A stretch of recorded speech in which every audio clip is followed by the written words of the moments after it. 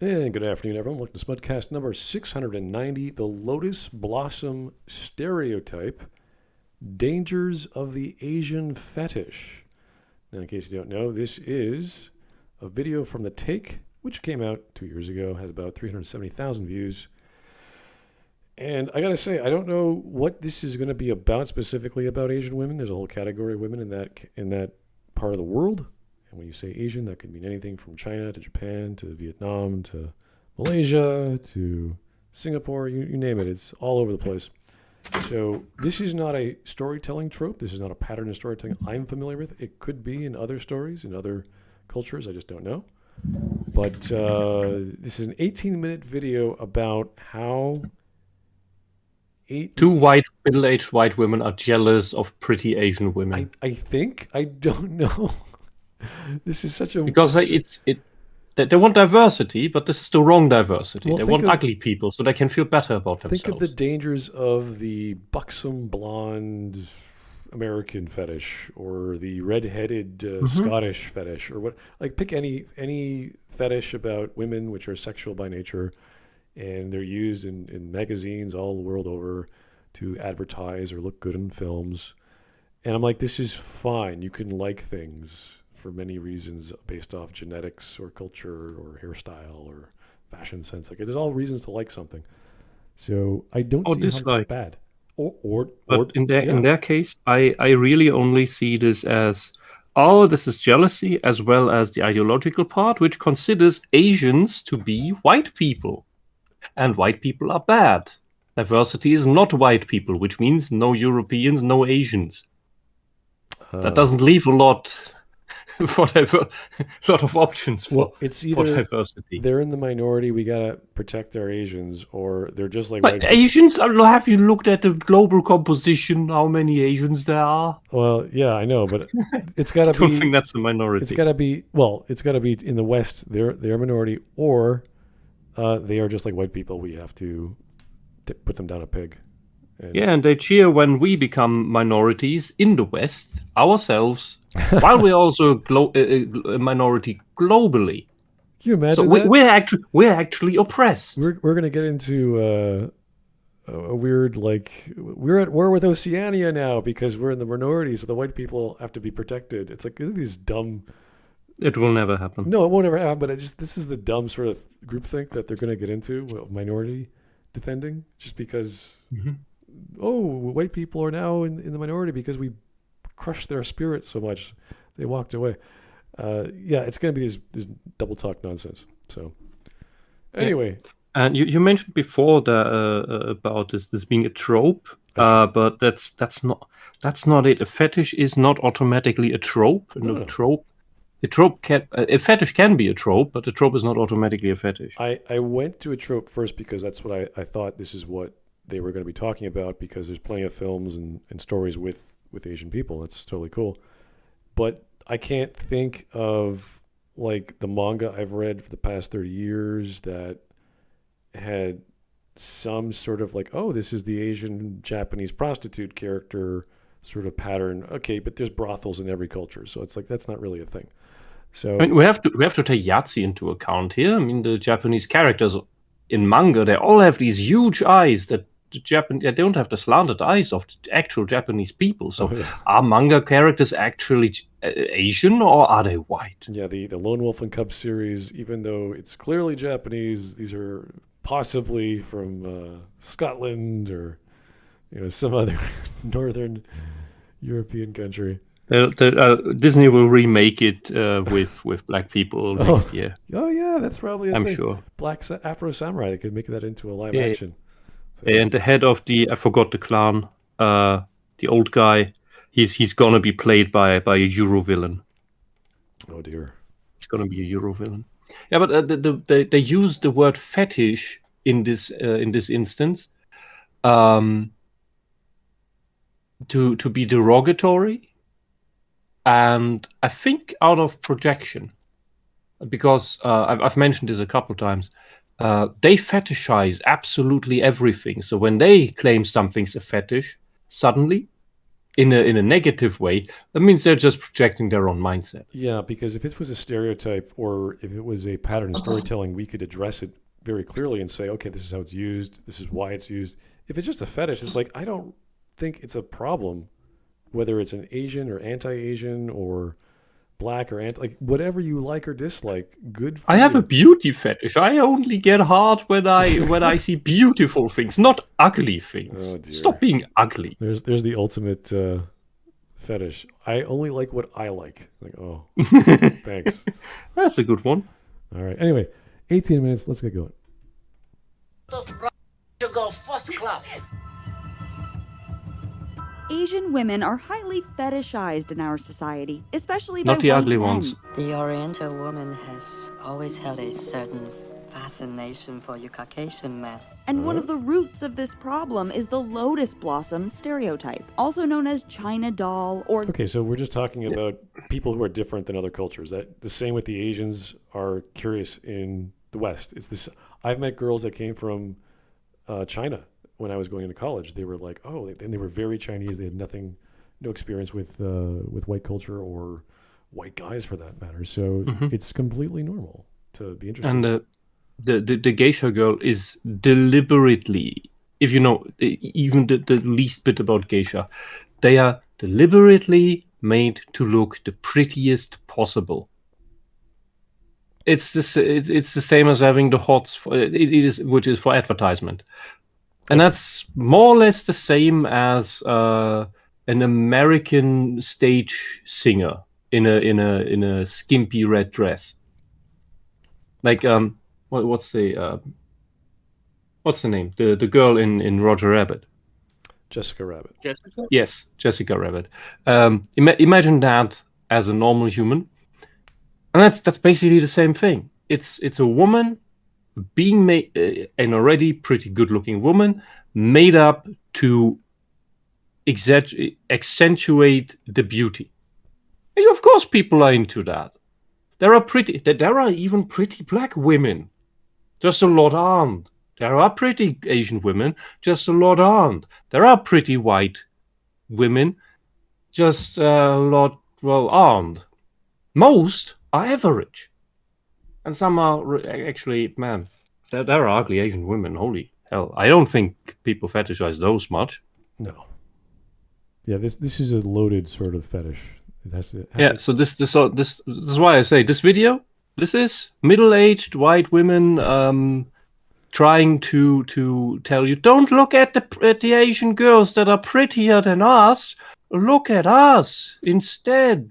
Yeah, this is, I don't know if you guys have ever read modern fantasy manga where the female knight protects the isekai fellow when he comes over. He has no money, so they finish their meal. They have no money, so that the female knight is so cute that she gets up all these tips and she serves as a waitress for the restaurant they just ate at because they have to pay their bill.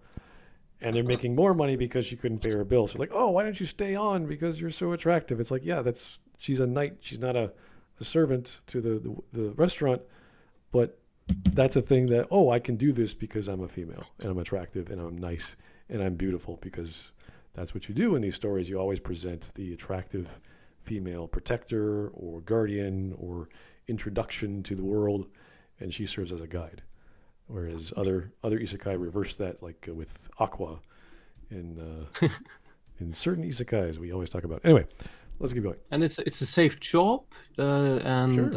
and when it makes more money than killing goblins, why not? Why am I swinging this sword around, risking my life and killing people and getting bloody when I can just pick up this pot roast? Instead, if you still want to get rid of the goblins, you can make money and then put up a quest that has, which you pay for as a reward for some stupid hero to risk his life on. And then there's the isekais with the girls who actually Like real cook. life. They make kitchens or they make restaurants. Yeah, they go back to the fantasy world and they have their massive knowledge of cooking in the 21st century. Women cooking? Are you insane? I know, in the fantasy world with weird named potatoes and meats. Well, okay, it's a fantasy world, exactly. so that could explain why the women are cooking. She says she's very happy to belong to handsome captain. She says she's gonna serve you well. So what does this stereotype consist of? The lotus blossom is quiet, docile, and submissive. Okay, how can you bring this with the example of Americans being in Japan during occupation? How can you say this is fetishizing? It's just showing a different culture, you bloody idiots. I don't know if this is a comedy or is like a Miss Saigon drama style. So I don't know what's happening here. I wish I knew what the movie was because this would tell us a lot what's going on and why. Oh, and see, this is where I have the problem. Being a submissive woman who's faithful to her husband, who supports her husband and the family in that way, that's a bad thing because that's not feminist. I will love you, Asa, if that is your desire. Sometimes also called the lotus blossom baby, she projects a hyper-feminine, baby-like innocence. Well, at least that's honest compared to the girls we have in the West right now who are mid-20 to 30 years old and still acting like babies, but we're not allowed to say that. Instead, we are supposed to see that as strong females who know exactly what they want when they absolutely don't and are just become political fanatics. Well, there's attitudes towards men and women interacting and what is attractive to men and what is attractive to women and why. So when you're talking about a servant lady or a person who's there to accommodate you, whether it's being welcomed into someone's house or it's a hotel, there's a certain attitude and decorum to have. Now that could be cultural, we're not aware of. And that's Imagine a dominant servant. Oh yeah, what are you doing? What's your itinerary? Do you have one? I'll give you one. Like what? Yeah. It's a potato soup. Yeah, I added pepper. Yeah, it's there to serve because that's what you're paying for. And if you're in a military or war-torn world and you're an American, you're coming to a different culture and you don't know, yeah, that would seem like a strange, exotic thing to you to have this servant who's just, I'm going to help you out. What do you need? So it's very simple. We've had these films since the 60s. I'm trying to remember the exact names because I might have watched them when I was a kid. But who knows what direction they're going with this submissiveness of women who are doing their job.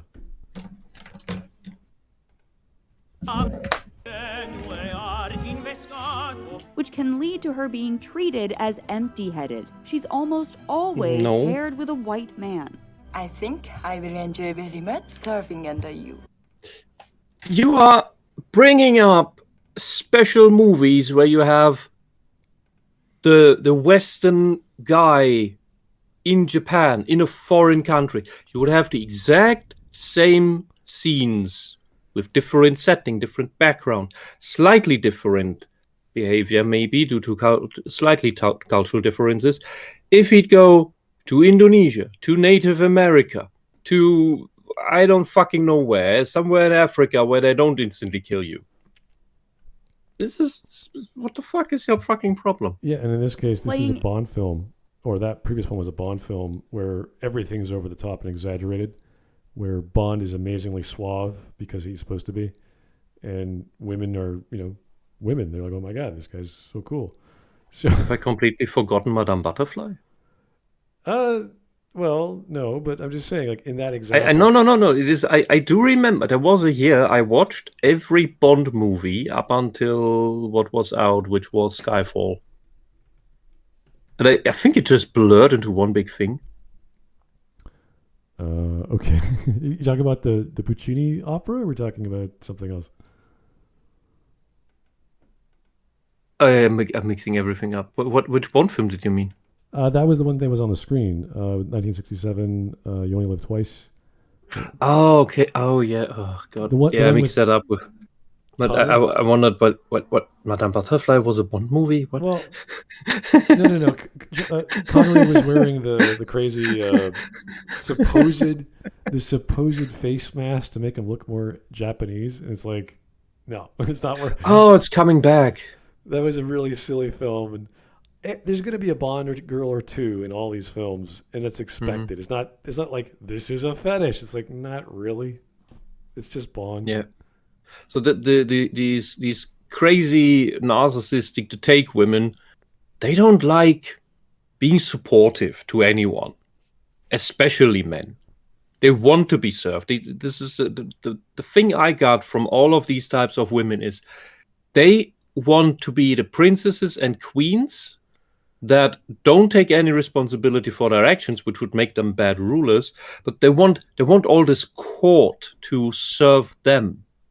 They want the attention. They want to be supported with giving nothing in return. All right. But what they may call emotional labor, which is them crying when they stub their toes. Here is Captain Kohai. That's an interesting name you got there.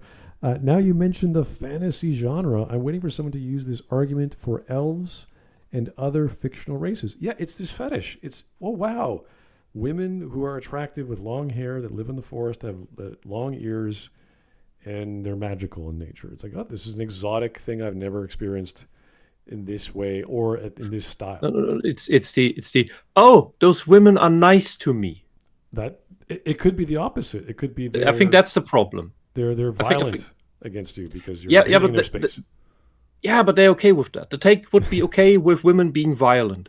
What they're not okay with is women being nice. Really? That's the pattern I see. Interesting. Okay, let's keep going.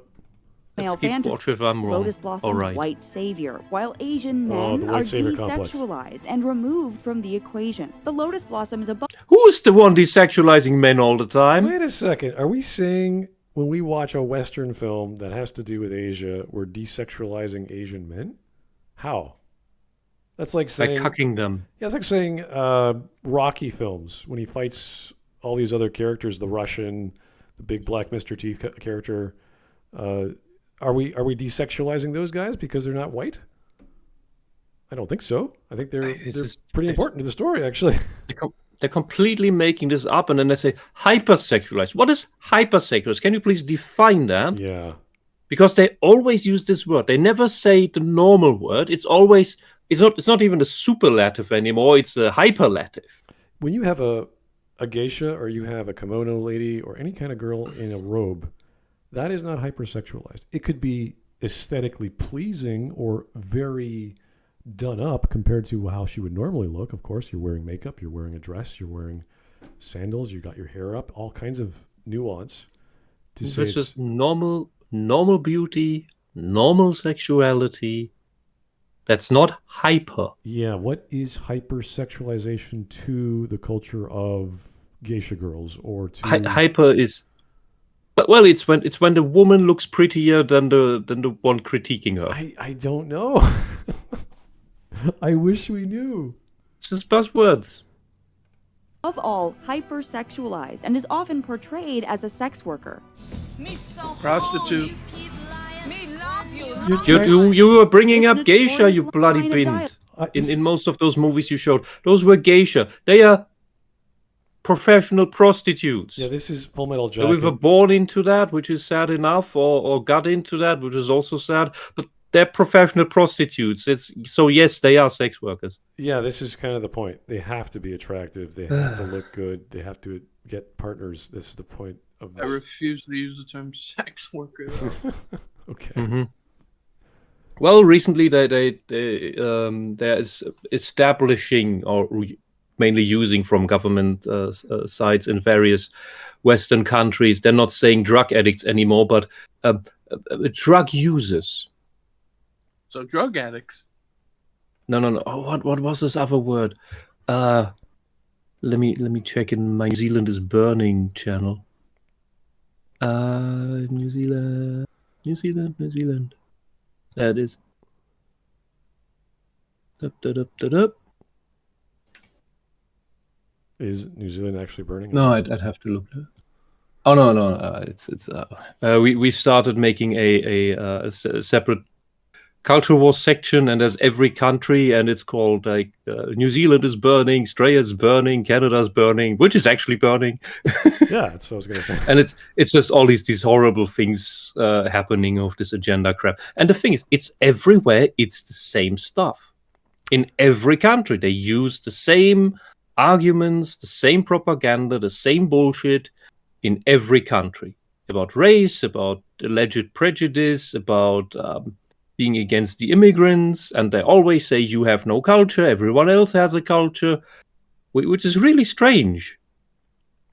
But it seems to be working because people don't look outside their own countries.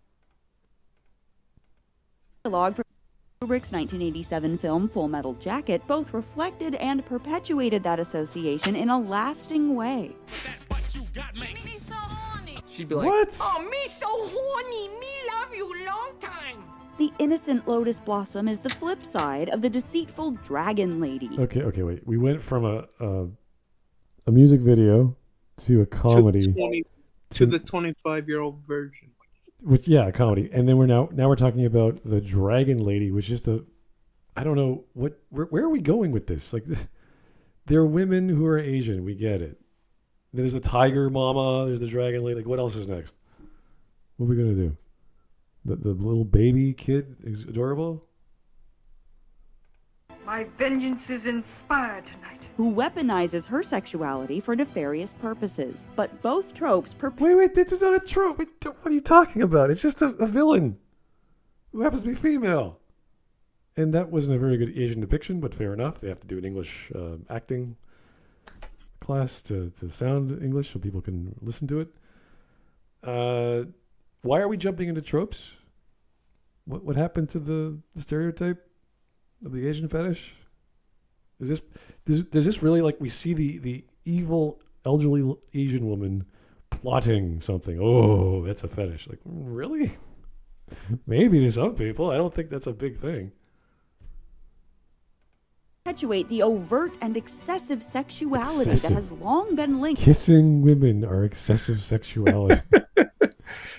Mind you, these are the people who want to establish anal sex as the norm and tell that to elementary school children. Can you imagine black and white films in the 30s and 40s being sexual? Like, that wasn't even allowed. They had these crazy standards of just cutting out any kind of romance scenes, kissing, anything that was sexually inferred.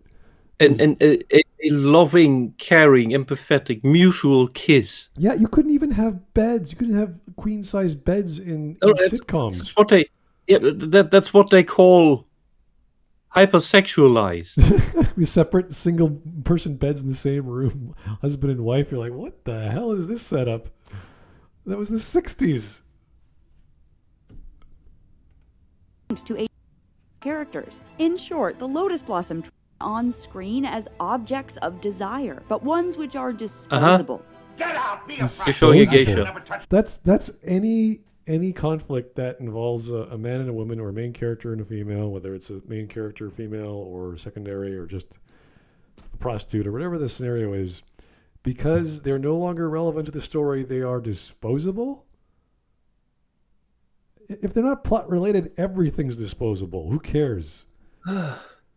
This is... But just put that to a real life situation. All the time, the scenes they show here, or the scenes they complain about the most here, shows actual prostitutes. The point of a prostitute is to be disposable. It's a work contract. That afterwards, neither party feels anything about the other, or supposed to not feel anything about the other. Well, it's supposed to be disposable. There are other examples, like I'm just going with Bond, just because I brought it up.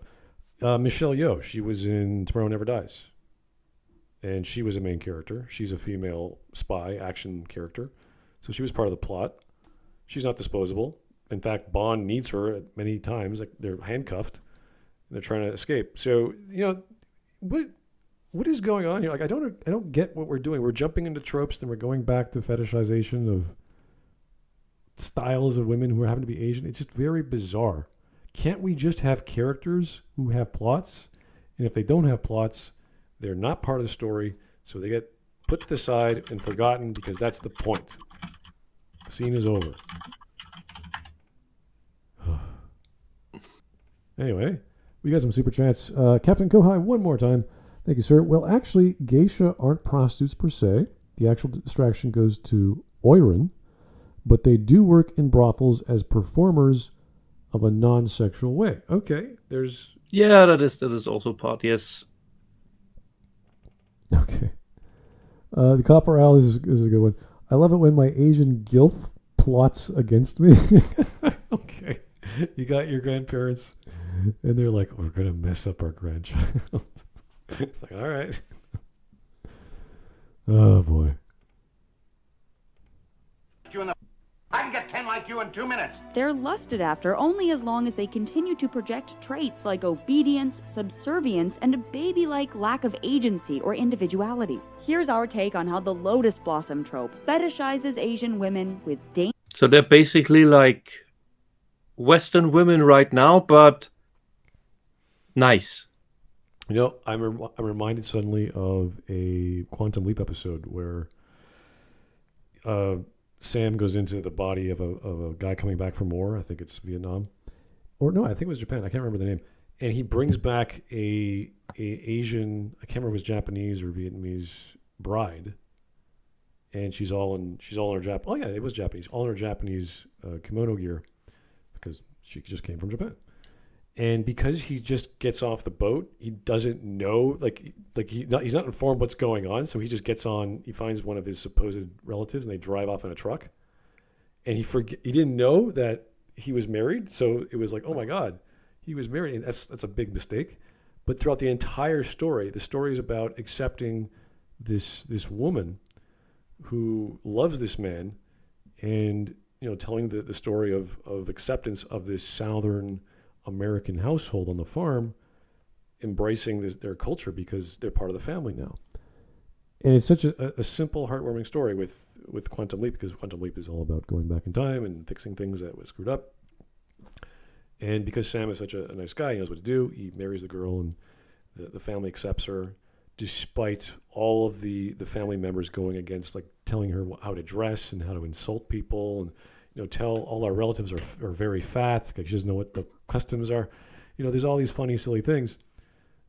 But, there are stories like this that teach these basic lessons. If we want to go into that sort of, well, we got to teach the West about the Asians and the relationships they have.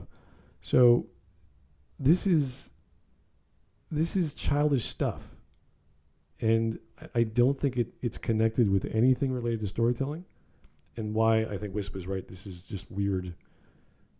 Girls got to make a video nonsense. So we're gonna jealousy. We're gonna showcase Asian women because we have clips from Full Metal Jacket and whatever. Jealousy. Yeah. Friend, family mourn Atlanta shooting victims. What does that have to do with anything?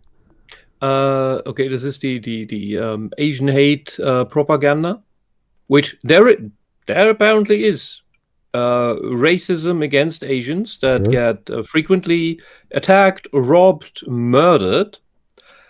But what the take will not tell us is that that's almost exclusively done by black men.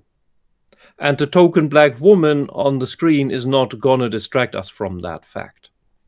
And they will not tell us that because that will destroy the whole narrative about, the poor oppressed black people in the United States that are so peaceful they wouldn't harm a fly. Who has the highest homicide stats? Oh, we can't talk about that. I remember. Doop, doop, doop. Okay. Just 20 times higher than anyone else. Consequences. For many in the Asian community, Tuesday's attack was a culmination of a narrative in which Asian women are hypersexualized and fetishized. Really? What does that have to? That doesn't have to anything to do with that. Because they're just making up more shit. Because women are attractive and they happen to be Asian, and there was an attack on Asians. They're interrelated? No, that's not a correlation at all. That's just, I'm going to make stuff up because I think Asian women are exotic, therefore fetishized. It's just like the majority on violent attacks against Jews in the United States is also done by black men. We're not talking about that, strangely enough. Oh, well. Because then we get just with the Asians, we get this problem of, well, we have these two groups that we try to portray as victims and always exploited by the evil white people, but actually they're hurting each other, or one hurts the other majorly. That kind of destroys the whole thing. They wanna make us believe. So that's why they don't talk about it. Well, I just want to know. And why then the actual groups truly suffer. The Asians truly suffer. The Jews truly suffer. And it is the religious Jews, not the secular ones, because secular ones are harder to spot. The religious ones that walk around in the classical garb that you immediately have in your mind, well, they stand out, and the blacks are deliberately targeting them in the big cities. Yeah, I just because want to know they have money. What is this going to amount to? Because I don't know about you guys, but most cities are multicultural. They have multiple groups of people from various parts of the world living. And in America, it's a melting pot. In Canada, it's a quilt. We all just sort of plop down, talk the same language where we came from, and then we all shop at the same supermarkets. So it's all just, oh, hey, how's it going? Oh, I can talk to you, but your grandmother never learned English. That's fine. Like, we get along. So yeah, the average person doesn't have hatred towards their neighbors because they're on the same street. They want their property rises to be up.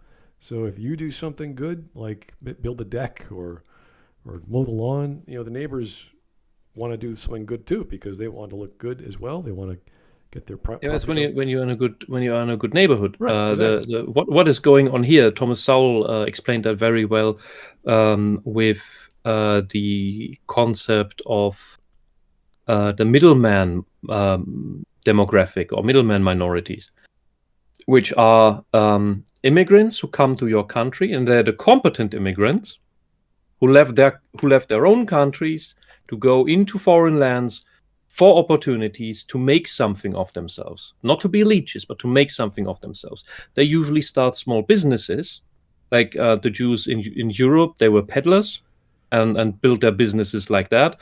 Same in the United States. Levi Strauss, the jeans brand, started exactly like that. And Asians do a similar thing. They put up food stores or what is it? Fast food stores, and that first generation then works their asses off for their children then to go into an academic route, which they excel at, and so that means these immigrants very quickly make money, and well, you always have a local population that isn't like that. Every country has that. And they get jealous of the immigrants who actually make something of themselves. And thus, animosity grows. And that's where the animosity against the Jews in Europe came from. And it's the exact same mechanics that Asians in Southeast Asia got. The Chinese specifically in Indonesia. Or the Japanese, I think, in Peru, Brazil, Argentina. I always forget which of the South American countries. There's a Japanese minority that is exactly like that. And here you have basically the repeat in the United States, with but where the group that harbors the jealousy is the black population, and it harbors it against the Jews and the Asians, and that's where this shit comes from. And now here sits the take and uses that and skews the actual background of that and the actual reasons for it to fit their weird jealousy trip about the pretty Asian women are prettier than me. I want the men to look at me, not at the other girls. And raises then the excuse of why the men shouldn't look at the other girls but at them. So remember, white men, stay in your lane. Don't mingle with other races. Mingle with your own, as the women of the white middle-aged women of the take want you to. You can interpret it that way too. Hey, the take, you're Nazis. Oh. So you are socialists, and you want the white people to only make out with other white people. Yeah, this is the evil version of the female brain. It's like, well, there's other people or women out there, but they're not us. So we gotta. Wait, that's not the standard? Well, no, I don't think every woman's jealous of other women. That's kind of weird. I know there are positive exceptions, but they are the exceptions. The more I get to meet women, I'm starting to think like most of them never grew out of that. Oh, okay. We need to find a mechanism that does, so that we have actual people we can talk with, have conversations with. Let's not speculate as to their psychosocial development as to why they made this video, but I guess that's a possible cause. Anyway. We can only look at the surface. That was the intro. If you're new here, be sure to subscribe and click the bell to get notified about all our new videos. There's nothing magical. If you're a fan of this channel, then you... Oh, by the way, Awesome Fox Guy asks if he could be on. Should I invite him? Does he want to share the love of Asian fetishisms? Or what? Like I don't know. What does he want to say? Like what's? I don't know. How many people do we need on for this thing? I don't know. Fine, bring him on. It's not a big deal. Okay. Maybe he's got an Asian girlfriend. He could tell us stories. Who knows? Yeah. Or an Asian family, or an Asian neighbor. I got an Asian neighbor. They're great. Maybe did the driveway with concrete. Hello, totally awesome Fox Guy. Hey. Man, this video is gonna be a trip because this girl is a total idiot. Oh. No spoilers. I mean, I'm watching half of the video. It's like Asian people are being fetishized. It's like, who just goes around with that concept in their head? Like, hey. Yeah, I could fetishize Europeans, Eastern Europeans, Northern Europeans, South America. Like I could do all that all day, and then I could turn it off. It's like whoop-de-doo. It's not a big, it's not a big deal. You know, I can get excited staring at a white wall. It doesn't bother me.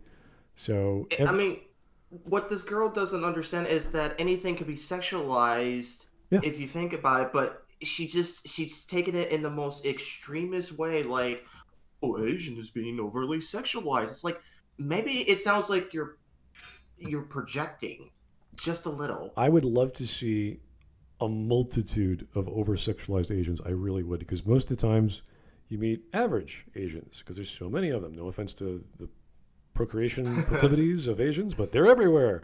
So there's nothing wrong with that.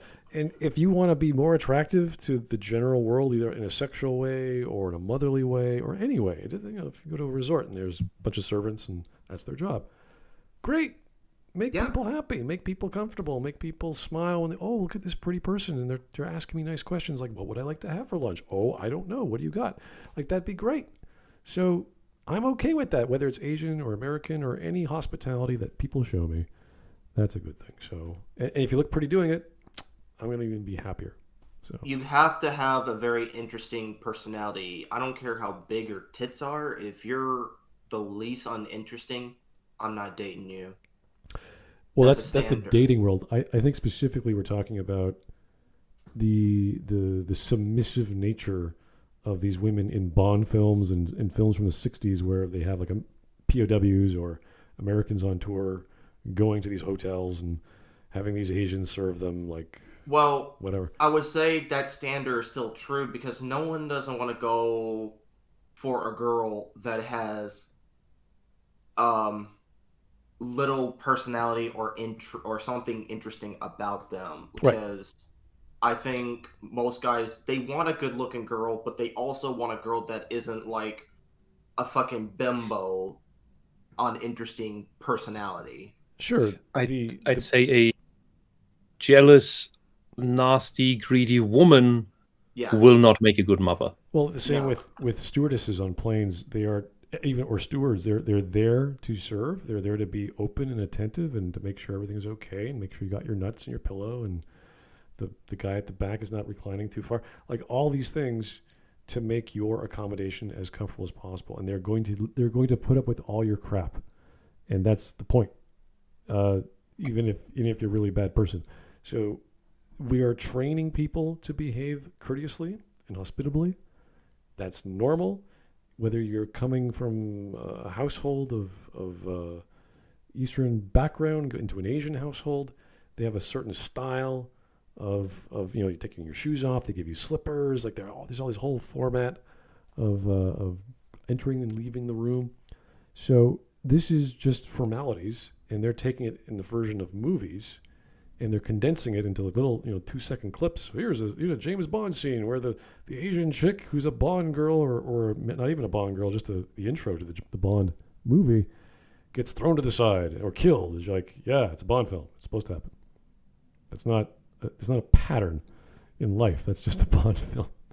So I have never seen a Bond film. What? Yeah, I'm probably the only person who's never watched any of the Bond films. Oh wow, that's just look. These are just all glimpses into Christopher Lee's life. Oh.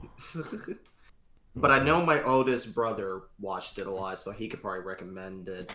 All right. One to me. All right, let's keep going. We're at 2 minutes and 42 seconds.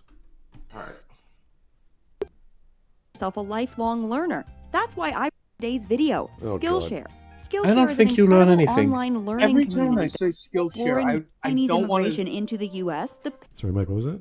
Every time they bring up Skillshare, I see a video that brings up Skillshare, and the more I see it from these types of people, the less I want to use it. Because they use it every time. You get a negative association, yeah. Because it feels like this is the type of person they're gonna make me into. It's like, no, I'll pause. That's why I would say for anyone that wants to learn how to get better at something, just practice. You don't need Skillshare to tell you that. Just fucking practice. If they were selling like gold bullion stocks or something, I'd look at the stock and see what the hell is up with it. But that's because I know what I'm doing. But it's just.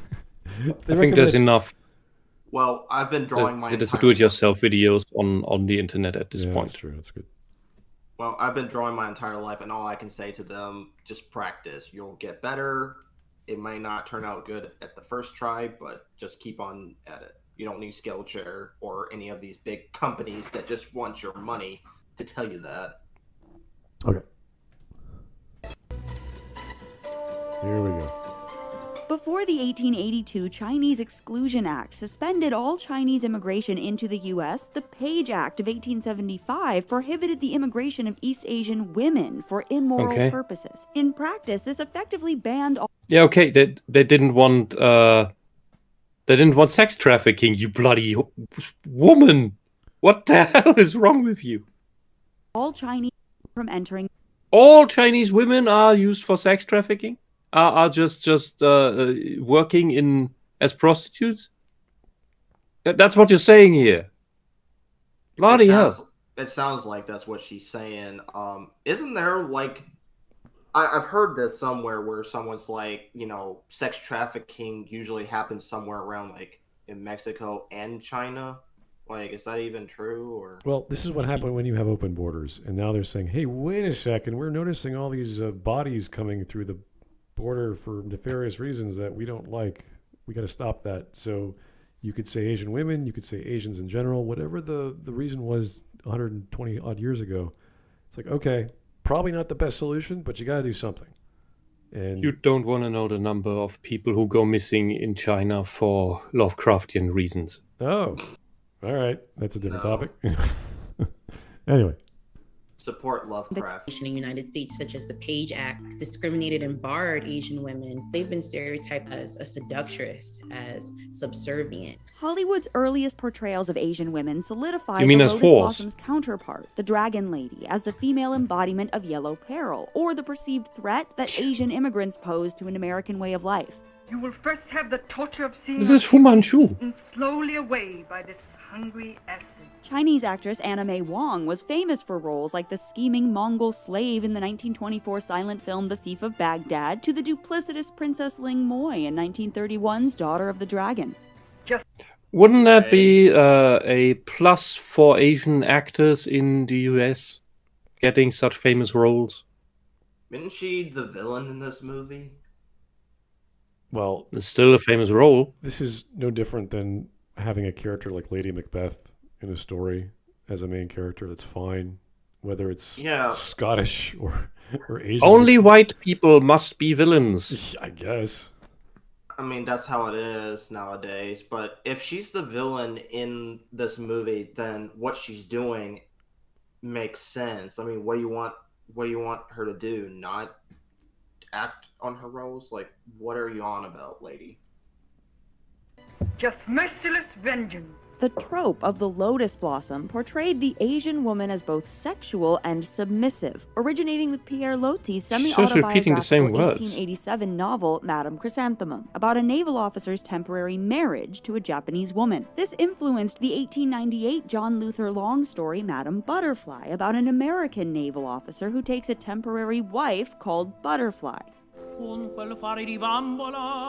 but abandons her and the child he doesn't know about to return to America, where he weds an American woman. Both literary works inspired Giacomo Puccini's 1904 opera Madama Butterfly, which changed Long's ending. While in the story, Butterfly doesn't go through with hurting herself. In the opera, Butterfly takes her own life after giving her son an American flag. What does this have to do with the topic? As film scholar Celine Pereñas-Shimizu told Vox, they were romanticizing the compatibility of a docile war bride as an ideal American wife, because she was sexually servile but also a domestic servant. Okay, wait a second. No. That's No, not... she just wants her son to have the best possible life course. Yeah, and Puccini always takes stories and converts them to tragedies because that's what he likes to do. And that's totally fine when you make stories or you ask permission to make a story based off something else, Madame Butterfly or Madama Butterfly, for that example. This is fine. You can do that. You can reinvent Macbeth. You could reinvent other stories that are famous and use the same patterns and then twist them at the end. That's great. You mean like Star Wars? Oh no. Well, if Star Wars was an opera, then yeah, that'd probably kind of funny. I mean to say, yeah, you can do that, but that doesn't mean it'll be good. No, if you're Puccini, you're a musical genius. Yes, it will be good. So it's a different story. The fact that she keeps bringing up like Asians is being portrayed as hypersexual all the time. They don't even have boobs. Well, yeah, but I was gonna say, like, if we're gonna talk about like what countries being hyperly sexual, I hate to say it, people, but America, because Asian, I think they're a bit sensitive when it comes to like that kind of stuff, like sexual materials and whatnot. But America, it's overly hyperly sexual. I mean, let's be honest. I mean, there's nothing wrong with that, but it's just, let's be honest, it's America. America is the king when it comes to hyperly sexualizing shit. Well, I think Americans are known for a lot of things, which everything to excess. That's kind of the lifestyle. You have your bigger food portions, you got your bigger cars, you got bigger energy requirements, bigger crime rates. Like everything's bigger. So it's not just men and women. Yeah, I disagree about your sexuality verdict. Japan isn't overly sexual in the public life, but behind closed doors in the private life. Well, because you don't play hentai on the open square. Yeah. Okay. But on the other hand, America openly seems more prudish to me, again, for different reasons than in the past. The point where you see more overt sexuality is just in the left, which is where it's not the traditional sexuality or the let's say the normal sexuality, but going into very exploitative and abusive sexuality. See, and then you have fetish scenes.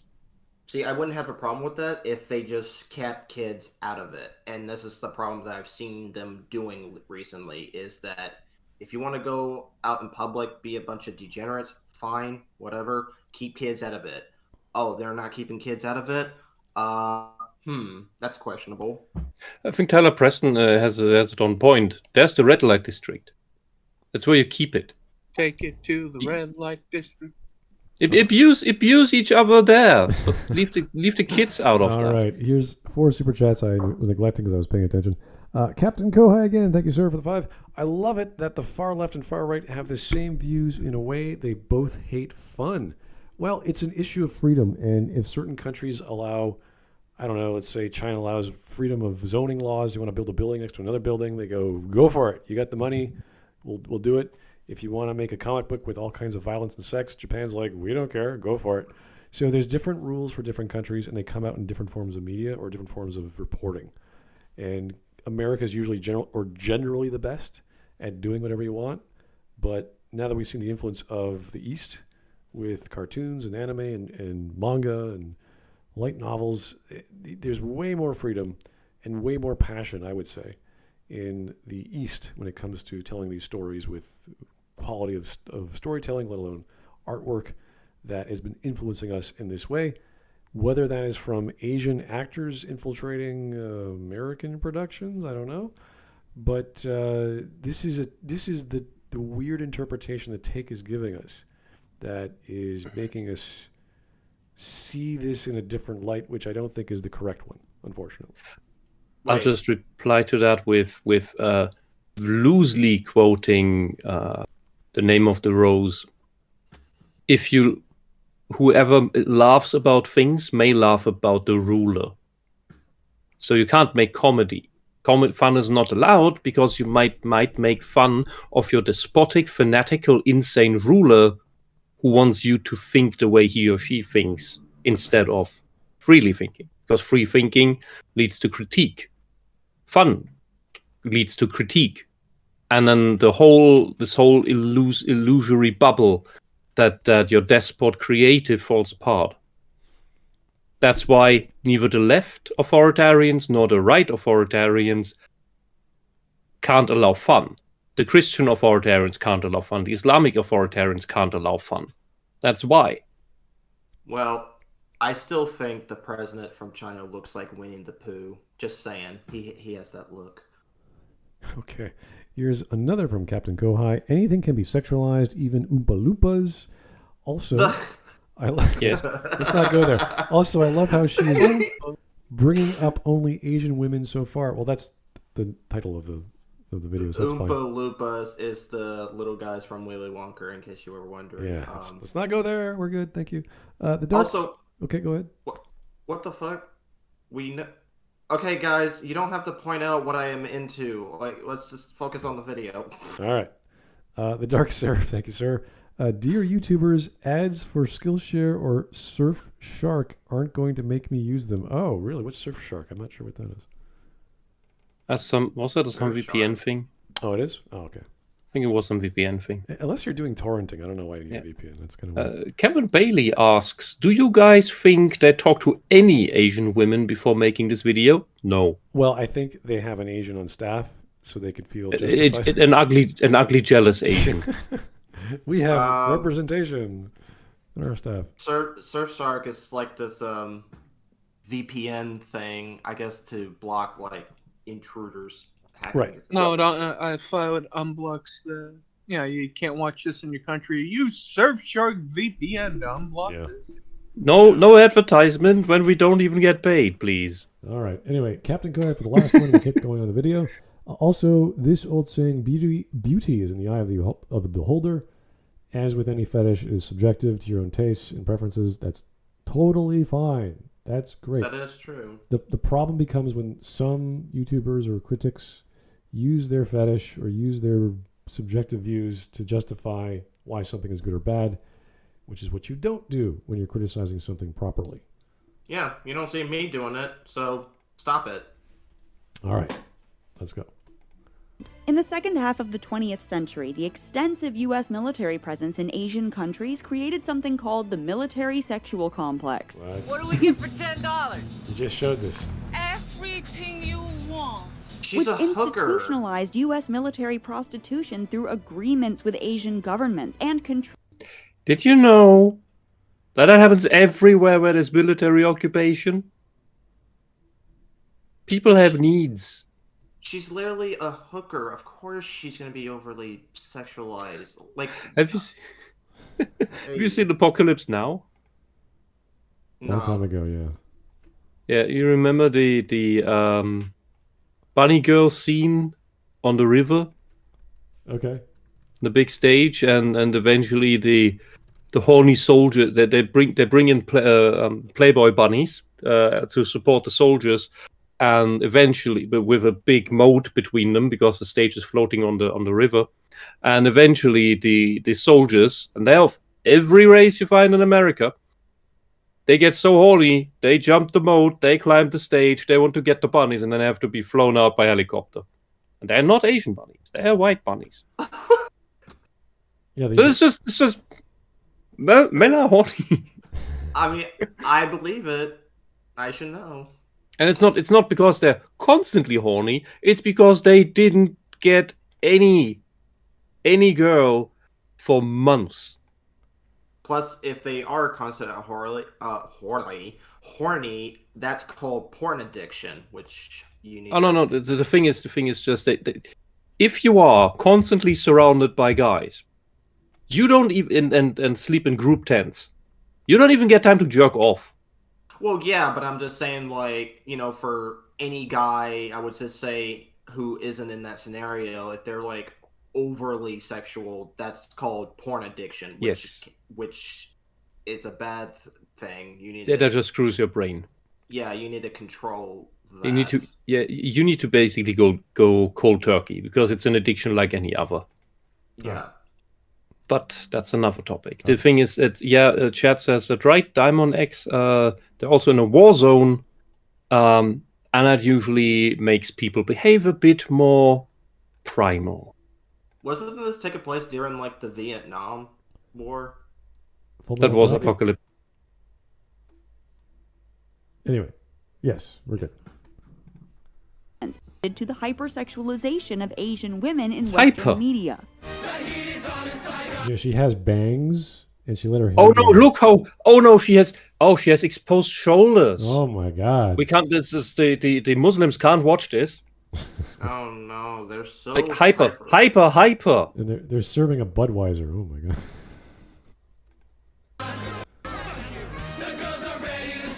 Many poor or working class Asian women were forced to go into prostitution to survive following the disruption of war, putting them in a position to be exploited by American soldiers. Yeah, you know what happened in Germany after the war? You want to know? Do you? Oh, let's go on. Well, is it really exploitation if that's what they choose to do? I don't know. That's a weird word. I mean,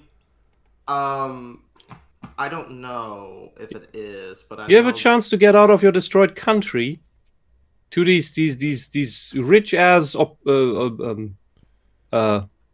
it called, like occupiers. Yeah, seems to be a good country. It's not a complete asshole country. It has certain values that your children might be growing up under. Like, why not?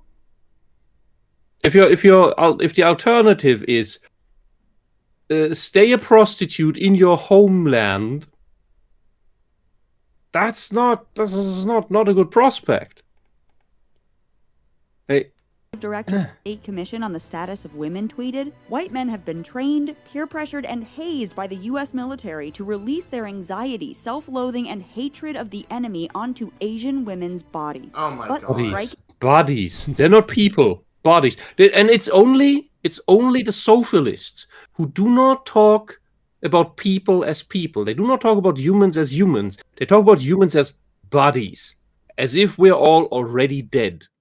Also, to each other, their bodies, not their way they talk or the way they dance or the way they sing. That's why they don't care. They're just things. They're not. There's no. You don't need to have empathy with bodies. That's why they talk about black bodies, women's bodies, and all of that. They never talk, and they never say white bodies, by the way.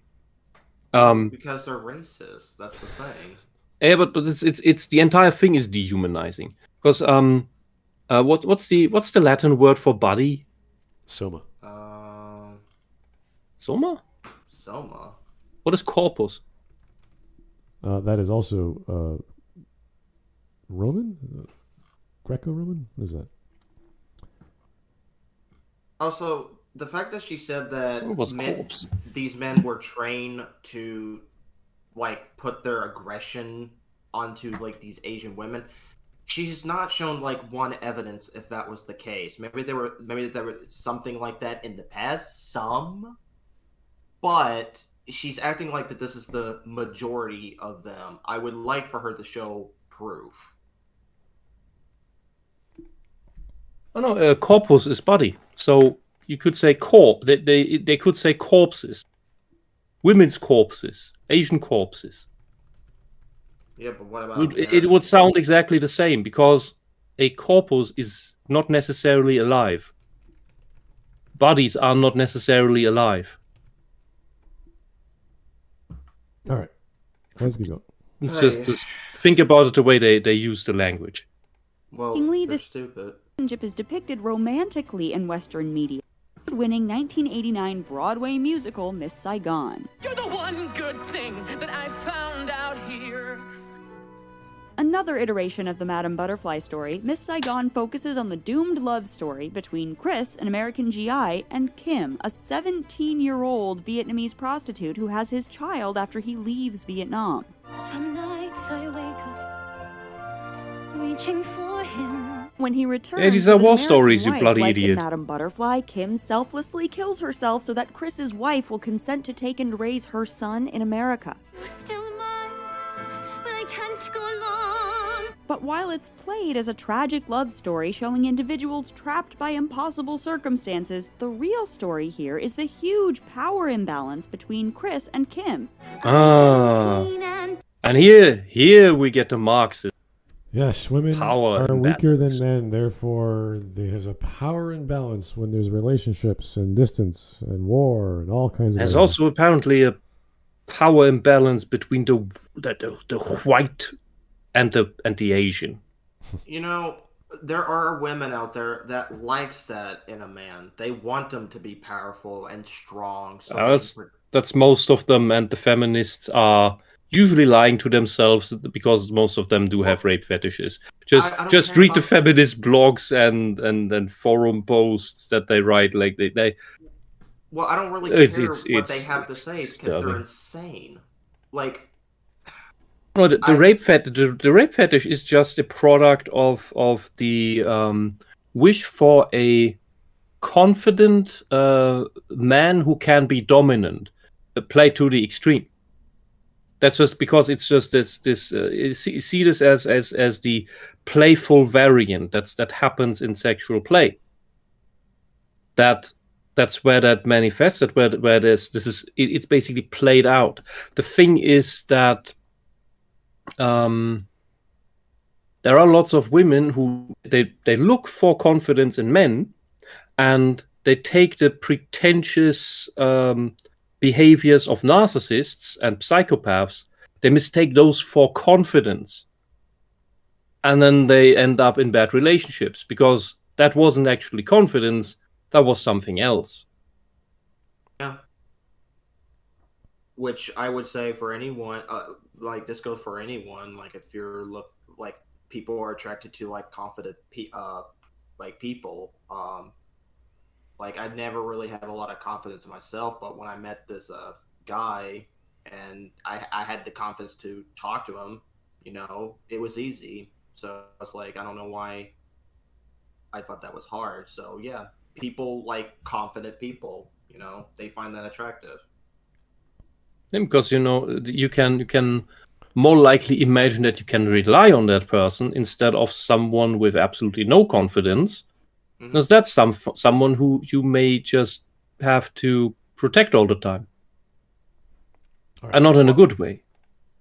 Okay. Well, the feminists can just fuck off. That's all I can say. I'm new here today. And the underlying white savior narrative and the implication that the only chance for a good life that Kim or her son have is for Chris to come back and take them to America. You will be who you want to be. Yeah, what would be her option in Japan as a prostitute with a mixed son now? Don't you think she just wants to give him her son a good life? That's why. Yeah, that's what I said before. But what would be her option as a prostitute in Japan? Well, this is Vietnam, so Vietnam, whatever. It's all just one big blob for the. I'm getting mixed up because they mix up everything. I get confused. Oh, trust me, I feel. And these are all the same story, basically. Stop confusing the best ghost man here, people. Please don't do it. all right, let's keep going. Well, What? We just did that. Later media examples have often perpetuated these early Wolverine? stereotypes. Numerous films Wait, have is that continued to Wolverine? pair white men with Asian women, often without digging deeply into the problematic power imbalance. The problem. Oh no, you get to another country. That a You meet full-grown the Peter people of the Dinklage. other country. Oh my God, it's full-grown Peter Dinklage. What is the power imbalance of two people talking where one is a male and one is a female? Are we gonna do that? No, they gotta be a bunch of fags. No. You know what's weird? Because usually the immigrant, who is the total minority, would be the one in the weaker position. So the power imbalance would be actually the other way around that she's claiming it to be. Because Tom Cruise isn't instantly accepted in Last Samurai into Japanese society, and neither is Anjin-san in. Is anyone Red Shogun? No. Sorry. Pity. Anyway. Just look at Fun, this beauty. Mistress of an older European man. Well, that pretty well describes the whole country, doesn't it? Films like Sayonara, The World of Susie Wong, Year of the Dragon, and The Quiet American reinforce the feeling that Asian women are representative of an exotic other meant to be dominated by white. No, they're not being. Oh my God. Look, if you have any big movie studio anywhere, they do their people are the norm, and then someone from our country, some hero from our country, goes to another country and he finds love in the exotic, because the exotic is what is not where you are. That's normal. That's normal. You're just jealous. Yeah, like it doesn't look like she's like not wanting to be have a man thrust into her. It looks like she's like, yeah, do it. I want it. It's like maybe if she was struggling, we might be on your side, but no, half of these women that you've shown are not struggling. Yeah. They're not being empowered or. And her choice of word here is what's really the crux. She's saying meant to be dominated by white men. Meant to be. The exotic other is meant to be dominated. That's her. Not just interpretation, but delusional projection. I mean, this is her propaganda head talking. Yeah. It just sounds like she's just jealous. Like, and plus half of these men in here, like, they're very good looking. Like, and they're not just jumping at every woman in front of them. They're actually rather courteous usually. Yeah, I mean, they're not like ravaged dogs that you feminists like to think that men are, because you keep running into one abusive guy after the next, not learning what is the actual marker that tells them early on, because that's what you're actually into. Yeah, and plus, if you're a woman who is just chasing after guys that is just gonna turn your back, I hate to tell you this, but that's your fault. Like, you've seen the warning signs. You knew this guy was a piece of shit. That doesn't. No. The thing is, for some reasons, usually, you know about first girlfriend syndrome. No, I've never really had a girlfriend. So the girls have a similar thing with boys. Like the first relationship kind of primes you, and so you and if it fails hard, a girl or boy in that case that reminds you of that first relationship you had, then you're looking for similarities of that. And if there was an abusive one, you may mistake actual red flags for signs of attraction, because you think that reminds me of this failed thing that I had this wonderful mental image where you weren't in love with the actual person, but the more perfect image that you have in your head. And the ideal person. Yeah. And then so you keep running into the same type of abusive person because you mistake something that naturally would be red flags to you as signs of attraction, because you want to recreate that first relationship, which was already a bad one. And that's why and this happens to good people. that they run from one abusive partner to the next, and it's always the same thing. Well, in the case it's always someone who beats you up. It's always someone who betrays you.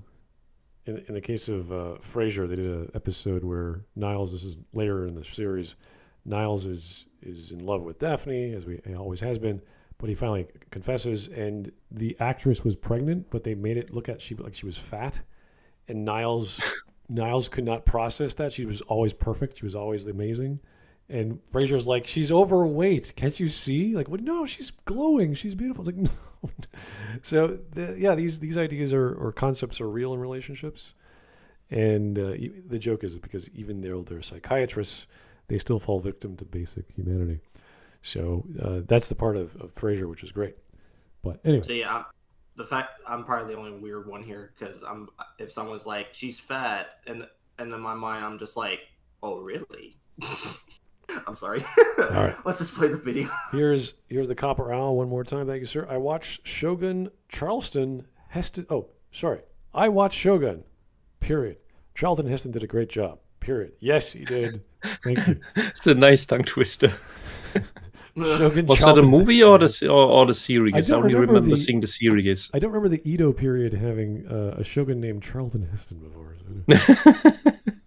No, I guess he played the Blackthorn Anjin-san in that adaptation. I remember seeing a black and white series of the book, but I don't remember whether that had Charlton Heston in it. I was rather young then, but I had one of my martial arts trainers once had a seminar. A martial arts seminar with the guy who did the choreography for that adaptation. That was funny. Cool. Like he taught the judo stuff. Man. I hated you in Vietnam. So why do I want to you so bad? I can't say what made me fall in love with Vietnam. That a woman's voice can drug you. Tom Cruise's character Nathan Algren in The Last Samurai actually ends up having a romantic relationship with a Japanese woman, Taka, who he widowed. I killed her husband. It was a good death. The white savior element to many of these stories implies that the woman is lucky that a man from a wealthy Western country is interested in rescuing her. How would you like? That's your interpretation. Also, what are you next gonna criticize the Disney movies for the girl yearning for the prince to rescue her from her commoner poverty bullshit? And there's complaint about the power imbalance between nobility and the poor girl. Again, this just seems a lot of projection because who wouldn't want a guy that is wealthy or famous to come and sweep this girl off her feet, you know? No, I want to remain in my misery and poverty and then just have cats. Well, this is almost a night on White Shining Horse, or whatever you want to call that. Shining Armor. Shining Armor, is it? Yeah. Yeah, it's almost like that. You're in a war-torn scenario. This guy comes out of nowhere. He's nice. He's got all his power. He's strong. He's part of the military. Oh, wow. He could take me away from all this. That's hell. Fine. If these girls doesn't want their white shining armor, send them my way. I'll take them. Okay. With me. This trope in turn emasculates Asian men, suggesting they're an inferior romantic option compared to the white male, and contributing to the way that Asian men are widely emasculated in American pop culture. What are we talking about? You're doing that right now to white men in Western countries. How is You are emasculating them. You're telling them, don't be like men, be like girls, and be whiny and wimpy. And then a few years later, you complain, oh, where have all the good men gone? So the Asian fetish is only for women, but there's the other side of it. If there's men involved, then in movies, the Asian men look like doofuses or unattractive, which I don't think that's a thing. That's her fetish speaking. Well, you could say it's a trope perhaps, but you could apply that to many things like the immigrant or the new guy in school. But to say that because of the lotus blossom fetish or the Asian fetish towards women, therefore the men have to be unattractive, which does not make any logical sense here. We're just how did attacking the other sex for some reason. How did that go again in Big Trouble in Little China? you mean where the immortal fellow is trying to suck the blood out of all the Asian women, or all the women? Yeah, the green-eyed women. Oh, right.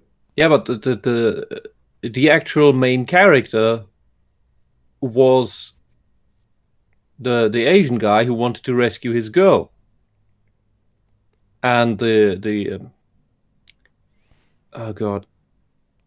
John Carpenter. What's the main act? I lost names. Yes, Kurt Russell. And Kurt Russell was basically just the American action hero comic relief doofus. Oh yeah, that's right. He gets the brick falls on his skull and he collapses, and all the action just keeps playing out. He's like, "What happened? I woke up and everything's dead." The fact that she brings up like this, like these sexualized, fetishy women. Has anyone ever seen the movie Rush Hour 2? Sure. Yes. Okay. Remember that one chick? Well, she committed suicide on herself. She was the bad guy, and she was Asian. She was pretty, but God, she was a psycho bitch. Yes. Yeah. I did read somewhere that the people that do worst on the apps are Asian men and black women. Well, it's great. White people finally have an advantage somewhere. Media portrayals also often Maybe if you exaggerate. clean your act up, you would get. What was that? I don't know. It's great. White people finally have an advantage somewhere. Man, you're spiteful. Okay, you don't like it here? Go to Africa. See how they like you. See how they treat you. Go. You hate it here. You hate it here. You hate everyone here. You hate the white people. You hate the Asians. You hate the people who freed your ancestors. You hate everyone. Go to Africa. I don't know where to, because you don't even know where your ancestors were stolen from, enslaved by your fellow African wonder people. Go. I would not. Fuck off. That. Leave us alone. I would not do that to even African people, because they would probably say, no, we don't want her. You think they don't? Yeah, they don't. They laugh about these people. The blacks in Africa laugh about American blacks, and because they say, well, they're the weaklings our ancestors enslaved and sold to you. Why would we want those losers back? I mean, not only that, like in Matt Walsh's documentary, What is a Woman, the part where he went to go talk to people from Africa, when he was describing Western culture, they just laugh, saying like, no, we don't want to come here. Like, it sounds ridiculous. And I'm like, yeah, pretty much. All right. Mm-hmm. Advantage. Media portrayals also often exaggerate the exoticness of the lotus blossom, particularly through the way she dresses. In The World of Susie Wong, a film about the relationship that forms between Robert, an American architect, and Susie, a Hong Kong prostitute, it's clear that Robert values Susie because of her foreignness. Robert disapproves of Susie wearing Western clothing. You look like a cheap She barely looks Chinese. European streetwalker. Claiming she's more beautiful wearing her normal clothes. You haven't the faintest idea of what real beauty is. Oh, so he's one of those artistic types. Wow, that means the whole concept of the fetish is real. Wow, thank you. I mean, I would just say that this guy is just a kind of, I can't even say psycho. Well, he's a flawed character. He's an archetype. But in the eyes of the take, that must mean, he's a good character. People should emulate him. These people are so dumb. And they only bring clips that in their eyes, seem to support their views. They don't show us any other movies that don't support. Like Big Trouble in Little China. If she did that, then her entire argument would just be, well... Exactly. Like always. It's cherry-picked. Everything is cherry-picked. This is how you know this is brainwashing. This is propaganda. The people who watch this and upvote this are fucking idiots. And then will probably goose step the next time the weird flag is raised. See, if you were trying to argue these people, they'll say, no, you're the one that is red-pilled. You're the one that is to open your eyes. Like, I come across... You mean blue-pilled? Or blue-pilled, You're getting your... See, this is... Your problem is you can't even keep the pills apart. Yep. If you just gobble them all down, that's not healthy. You take the red pill, take the blue. Wait, stop. Go to your pharmacist and ask. Well, if I take all these different pills, what are the side effects? Do they interact in weird ways? And like, don't take all the pills, okay? Only take the shrimp pill. A shrimp. You will see everything. Really saying is that he wants Susie to conform to his idea of what an authentic Chinese girl. No. What is beauty? He just said that previously. Yeah. And this othering of Asian women through appearance has helped to perpetuate the stereotype that they are actually different physically. Please don't bring up. Oh God. So guys, all people are all the same physically. Just so you know. Okay. Also, men and women are the same physically. They're all the same. Did you know? Every woman in every culture in every part of the world, they're all the same. It doesn't matter. Yeah. What he means with when he looks at this from the artistic point, when he says your normal clothes, meaning the Asian clothes most likely, is that the clothes of your culture tend to evolve in a way over time that fits the aesthetics of the look of your people. Like, there are certain things that work across cultures, that work across races, if you want to use that word, and some things just don't. The what is it? The Chongsong, this tight Chinese dress. It looks ridiculous on many Western women. Like, completely off. Asian women, it looks perfect. Can they be like some Western women that can wear that dress? Yeah, but it's exceptions. Okay. Because I just know when it comes to... It's a proportional thing. Well, I just know when it comes to like different outfits, certain women and men can pull off certain looks. Not all the time, but... Mm-hmm. Anyway, this is getting silly, but we're going to keep going.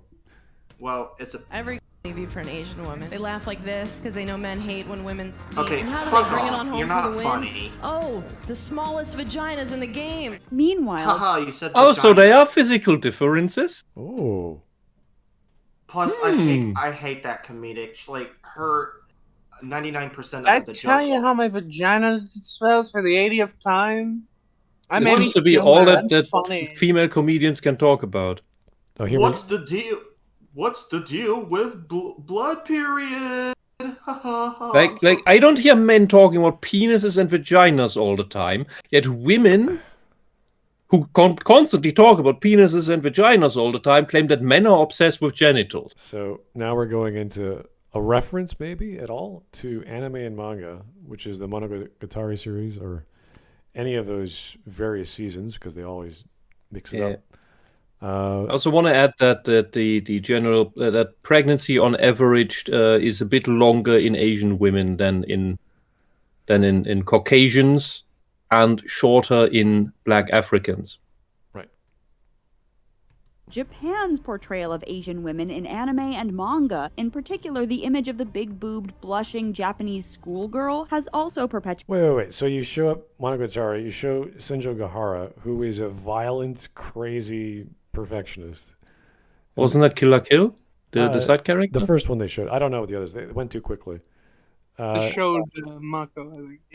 Yeah. The one that so the big boobs anime girls, and which are not the average Japanese girl. This is High School DxD. This is a very ecchi show in manga, so it's a little different than your average. And fun. I tried watching that anime, but it was just a bit too much for me. Yeah, it's one of the best ecchi horror comedies out there. It is, but it's just it's a work of art. Well, for me, like I already know what I draw is perverted, but when you have a guy press a girl's nipples and he transform into that giant dragon armor, I'm just like, okay, I'm done. I can't do this anymore.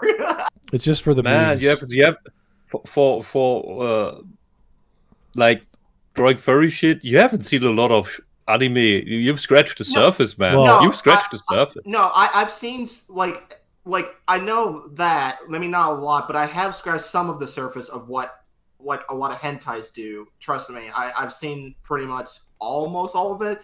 It's just when I saw this, I'm like, yeah, furries got nothing against Japan. I thought furries was like the weirdest when it comes to these kink stuff. No, that goes to Japan. I'd say furries do weird as shit stuff, but Japan does it funny. Yeah. And I'm pretty sure there are some furries out there that does it funny too, but I failed to find them yet. Okay. Situated the lotus blossom stereotype among Western audiences because It's this kind of material stereotype. is what It's sells. not. An adult No, it's nice women, girls who care about people.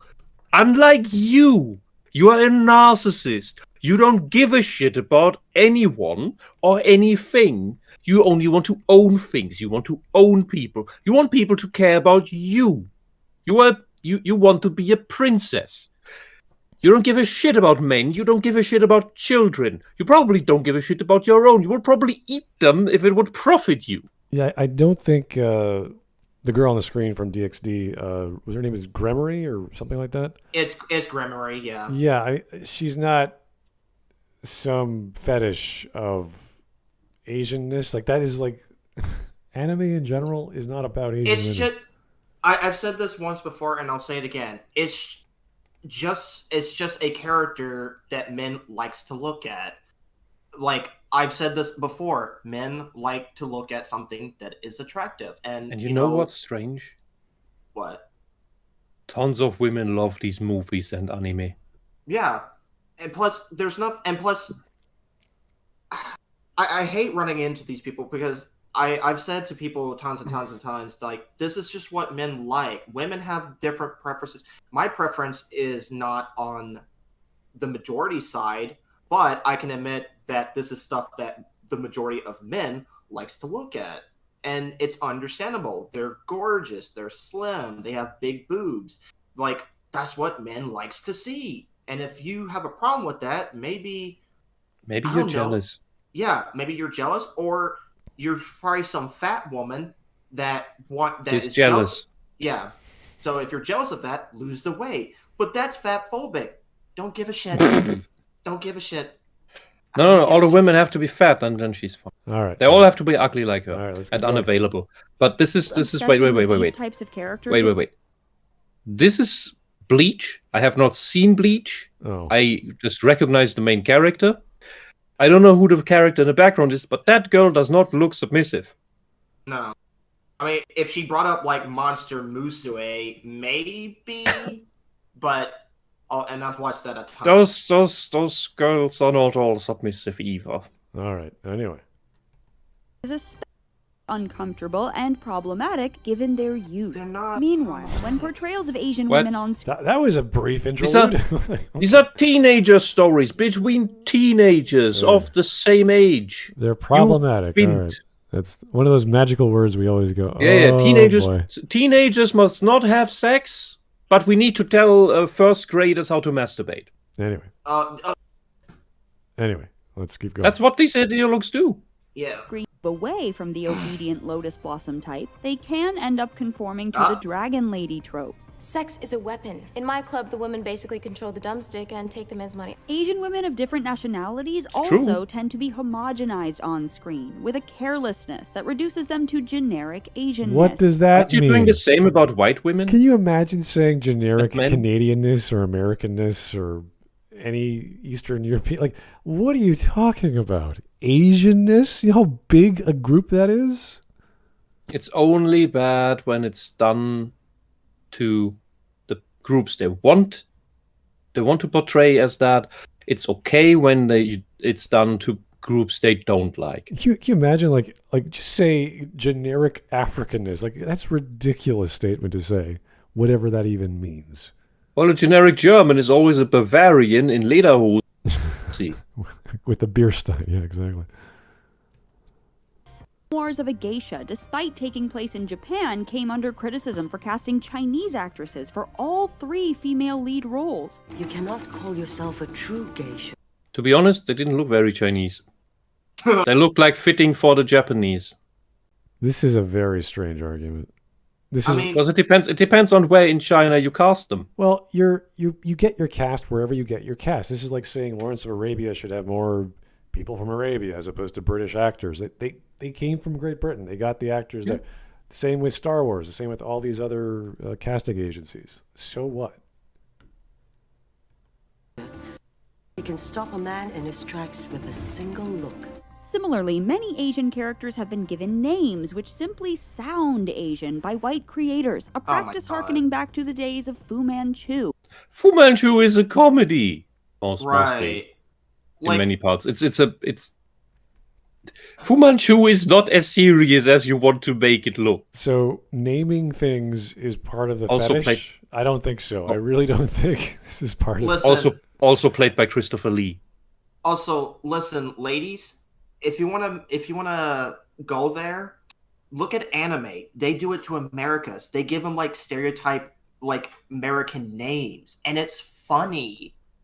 That's all it is. They don't mean anything out of it. It's just there to be funny, and it Every gives them... time the Japanese, because I have an obsession with German, they name anything in German. We cringe and laugh to death. Yeah, it's so broken. Yeah, but I just find it funny that she's like, we as America are giving them stereotype names. Go look at other countries. They do it to America as we do it to them. We don't mean anything against it. We just do it because it's funny. They having a laugh about it. We're having a laugh about it. But people like you have low sense of comedic that you can't enjoy life, basically. Fun is not allowed. Right. Can we just have It's fun? only the way people like her have fun is only when people and groups that she dislikes are not made fun of, but basically put down. That's just narcissism right there. Yes, that's what I'm always talking about. The take is run by complete narcissists. All right. That's why they talk the way they talk. But I'm trying to not use the word anymore. Yes, I've noticed.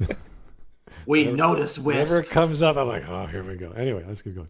A stereotypical Chinese villain whose name was made up by English novelist Sax Rohmer. Death to Fu Manchu. The face of Fu Manchu. In Mean Girls, Trang Pak's name Trang Pak? is actually the combination of a Vietnamese surname and a Korean surname. And Harry Potter's Cho Chang combines a Korean surname and a Chinese surname. The Office finds humor in Michael's using a Sharpie to tell two Asian women apart. And even if the joke... Yeah, that is relevant because even the facial recognition apps in China can't keep them apart. Come on, But lady. That's on the funny. other hand, yeah, it is funny. Like It is South funny. Park did it, I think, too. Like with didn't they do like a joke with black people, like they couldn't tell them apart because they're black or something? Yeah, like but that's also an actual problem. But do you know what they don't talk about? What? That Asian and black people from Africa, respectively, that didn't grow up here, they have the same problem keeping white people apart. We all look the same to them. But you can't imagine that because you can see the differences. You can recognize different people who look slightly similar. They can't because they haven't grown up honing that pattern recognition. If a white kid grows up in some Asian country, that kid will be able to keep everyone apart because that sort of pattern recognition is trained from childhood on. I mean, okay. I wonder if she's gonna bring up like South Park with that one guy who fought. He's an Asian man. This is nothing more than them just remembering the shows they watched or knowing other people who have watched shows. Oh, there was a reference to this show. We could be talking about that in this video. It's like, that's not relevant. It's a comedy. Right. Who cares? It's a joke. Yeah. Next thing she'll probably bring up, and then Asians are always stereotyped as being good at math and stuff like that. Yeah. So what I'm trying to say is you cannot say anything or do anything that can be interpreted as negative with Asians, neither anything positive. And it's the same with black people. Really? But you can portray white people as bad. That's the only thing allowed. Everything else is off the table. So they basically only want to watch hate porn where white people are tortured all the time. You want to know something ironic? Whenever I see these type of stereotype people, they're always in a very good light. Like South Park is a good example. They have characters that are overly stereotyped in like whatever part of the country they're from. They're always depicted as like funny, smart, good-looking people. Like what's his name? Kyle, the Jew. Like he's overly stereotyped, but he's the brains of the operation, and he's the most likable character in that show. Because he's a Jew? No, not because he's a Jew. Because he's a very intelligent character. He's a very intelligent character, while Cartman is just being a retard. Because he's white. All right. Oh, for fuck's sake. Anyway, let's go. Here's Captain Kohai. Everybody looks the same to me. Broken German, so Jewish. Communist. Anyway. Whoa. Anyway. You okay there? Sorry, my knife fell down. Let's that's keep not going. good. Let's keep going. Is supposed to be Michael's callousness. Which one is she? It's one of those two. It still reduces the characters to set up for this punchline. This is now how he's going to be able to determine which one of these women is his girlfriend. This moment really made me cringe. It made me cringe too. Why did it make you cringe, you fucking idiots? Don't you get comedy? It's showing that he's not that smart a guy. He's flawed. Right. That's funny. You can't even laugh about the flaw of a white man. Oh, this is so sad. This is the problem. They don't understand fun. It's only about personal hurt feelings, hurt ego. That's all it ever is. Everybody must behave exactly, perfectly as I want in my dollhouse. The dolls need to act exactly as I want them to.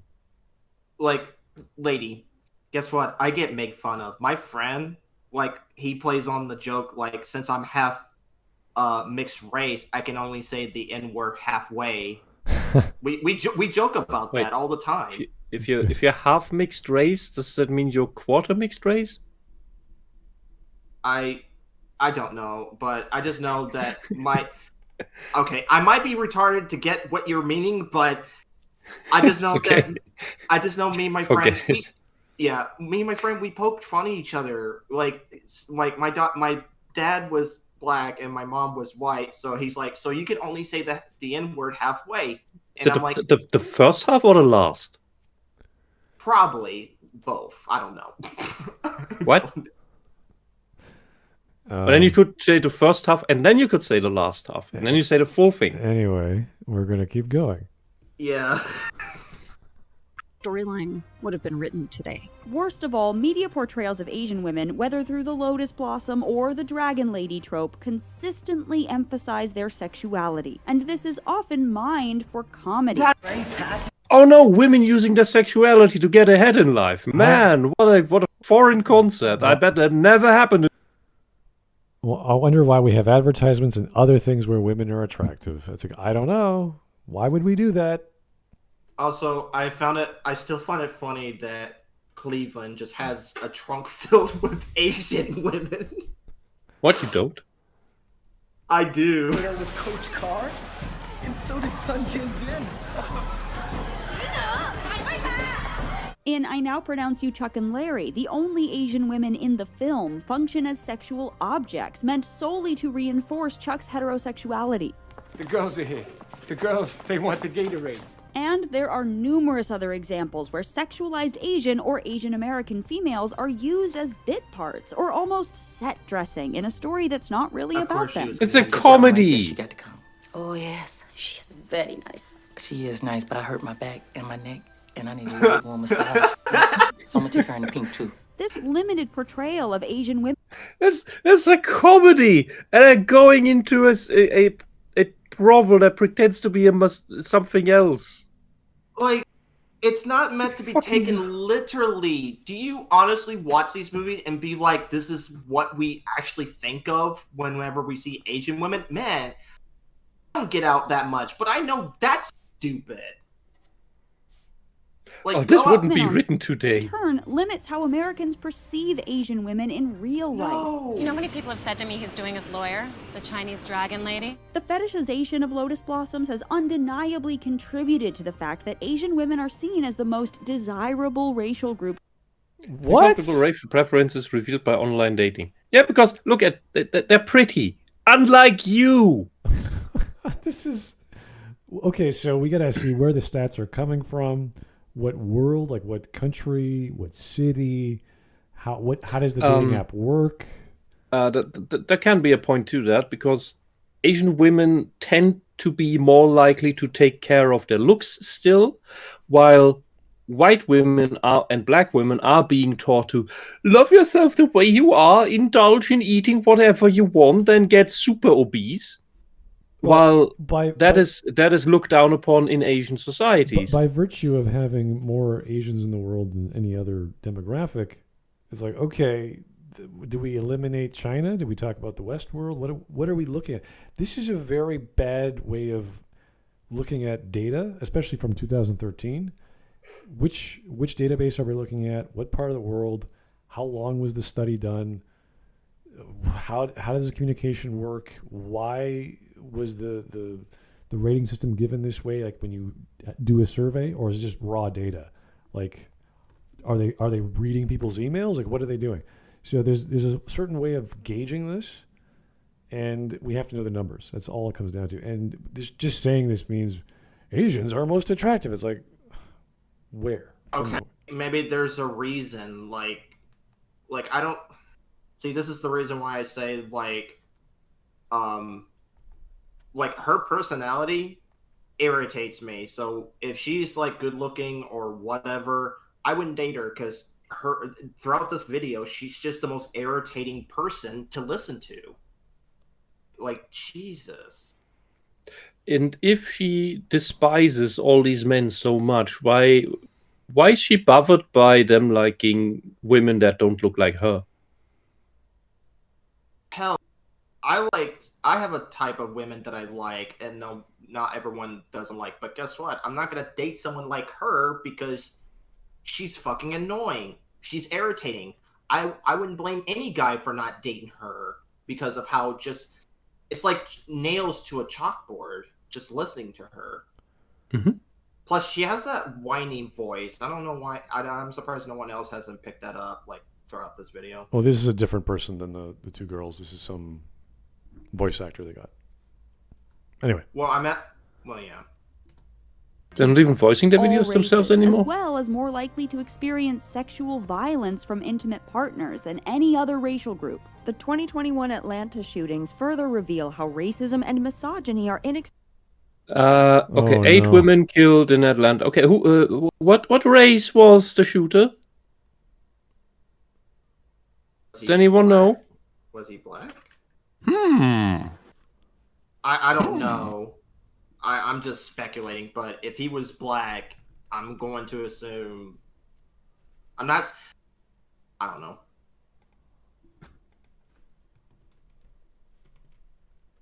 Yeah, anyway. Let's keep going. Inextricably combined way Asian women are fetishized in our society. Asian women. Wait a second. If they're fetishized, why would they be killed? First off, lady, anything could be fetishized. I mean, I think we've already brought this up, but anything could be fetishized. Like you are basically doing that. Like, you may not want to admit that, but you yourself are fetishizing like certain like demographic. Like the LGBT is doing it, the trans are doing it. Like, they are all fetishizing people, but the trans fetishists are. Yeah, well, I would say like people in the LGBT and the trans are doing that as well. Like, whenever they see No. I'm explicitly stating they're fetishists that fetishize trans so much that they want to be trans when they don't have the medical condition. Right. So they are not trans; they are pretenders. Yeah. And they don't want to be. They don't want to be called that. The left doesn't want to admit that because that destroys their narrative. You know, I had this are talk. Always racialized, even if they're sexualized.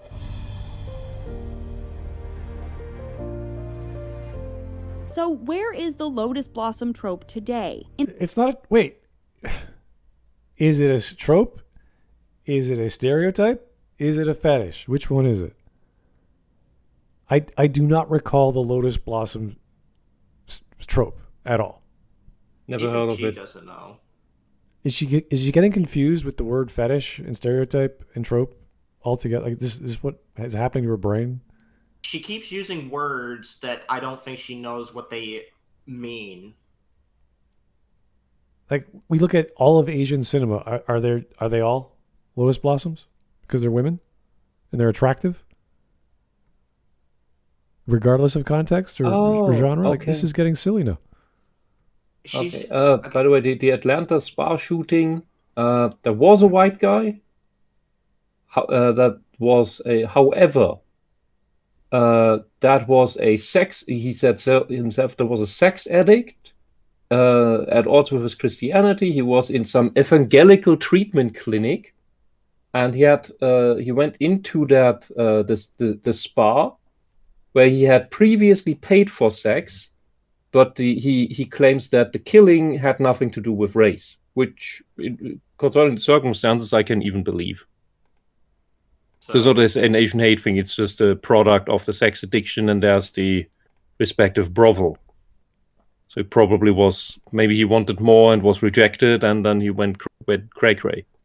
See, I hate it when they twisted it, saying, like, this person killed someone out of a race, but then when you actually look up the content, it's like, no, he was just crazy. Had nothing to do with race.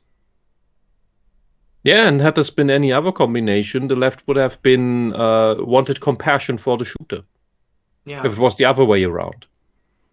Kind of like that one guy, but I can't remember his name, but he was like an incel, and he would complain he was not getting la puss, so he decided to kill every woman or anyone that has a couple because he was a sore loser. That's probably the one time where that term is actually applicable. Yeah. Oh, Elliot Rogers, that was his name. Sorry. Wasn't that the guy that killed everyone but his list there? I think yeah, so. No, it was that. Yeah, I just know Elliot Roger. Whenever one talks about like incels, or no, actually, the feminist always likes to bring them up whenever they talk about men being violent towards women. They always bring up Elliot Roger, even though Elliot Roger was like crazy to begin with. Like he had a lot of psychological problems before he did any of this shit. Mm-hmm. So in the past decade, there have been a number of Asian women on screen who are not China dolls or dragon ladies, but real three-dimensional characters. But all I saw was fear in your eyes. That piercing that And I scene? was confused and scared constantly. Ambitious. How is that scene showing that she has more dimensions than any of the previous ones? Yeah, but didn't those women have weaknesses and fears? All they're doing is looking at films that don't have the pattern. You're like, or it's like, so what? Yeah, movies are different, stories are different. I don't see the problem. They're good, they're bad. Who cares? What is the point? Yeah, telling me that the mother who sacrifices herself so that her child can have a better life is not three-dimensional character is insane to me. Yeah, but we're talking about a medical drama series where Christina Yang was on it and then she left, and it's like, yeah, good for that actress and good for that drama. It's a drama. This is like not prime time, but roughly the same idea where it's like 7 or 8 o'clock in the evenings, once a week, compared to a film like Bond in the 60s, where they have Bond girls and they have people who get shot all the time. This is different. We're comparing like different fruits on different trees, and it's silly.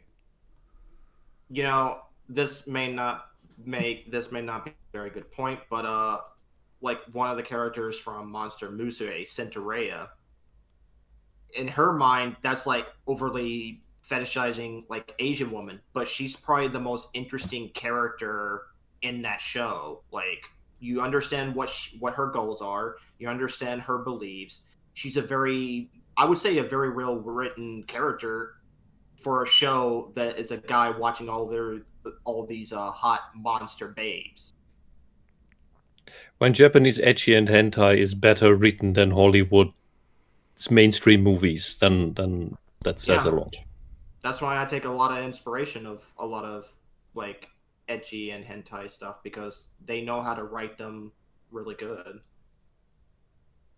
Intimidating women like Christina Yang in Grey's Anatomy and Agent Melinda May in Agents of S.H.I.E.L.D. might come across as stereotypical dragon ladies at first. Bambi, don't say another word till after the hunter shoots your mother. But their emotional depth, complexity, and evolution make them much more than that. Sometimes that's the price of doing the right thing.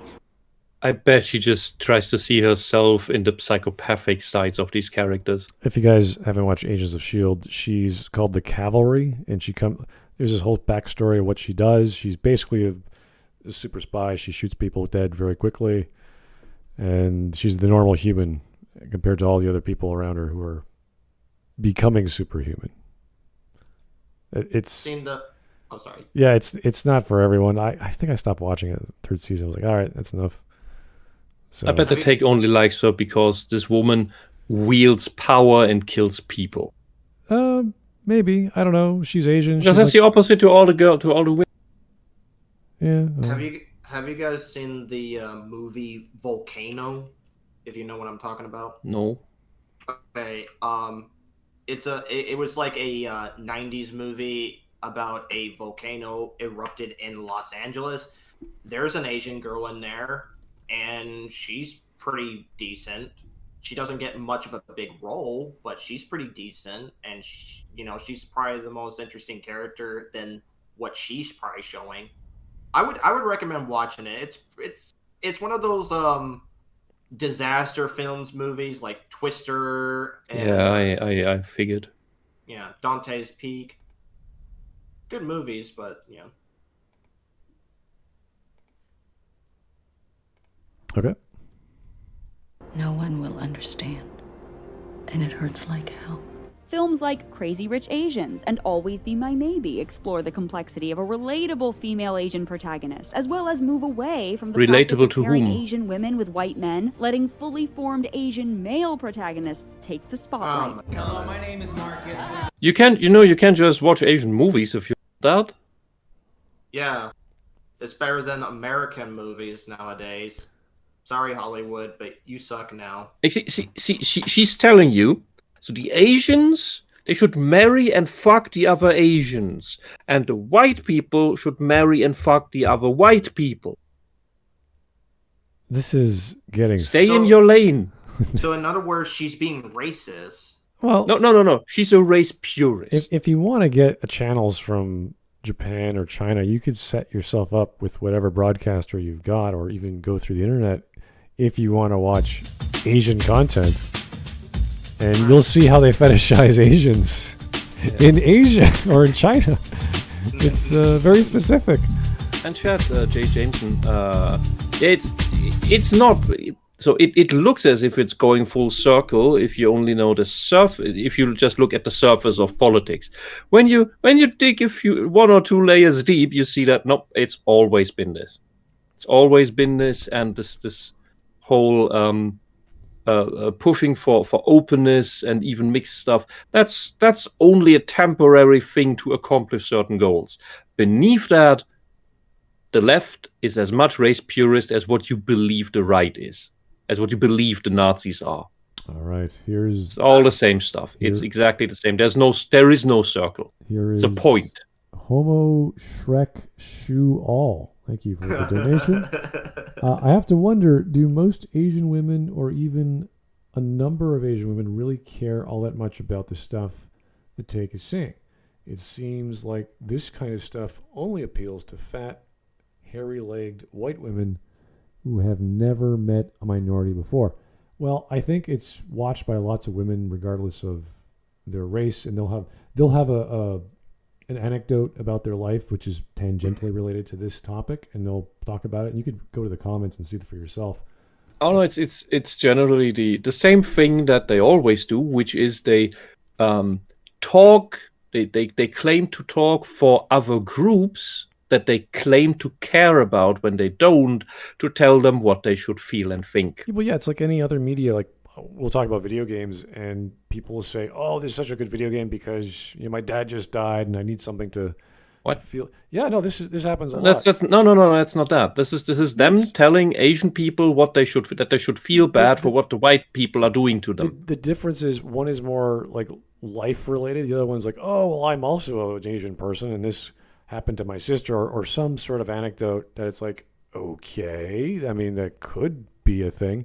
And you just go to the comment section. They'll say, "I'm a black woman. I'm a white woman." Blah blah blah.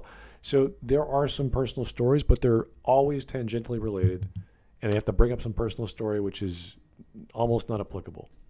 And that's why I brought up the video game example, because people play games for cathartic reasons, which have nothing to do with the quality of the game, and it just puts their mind in another place, so they forget about the bad stuff that happened to them.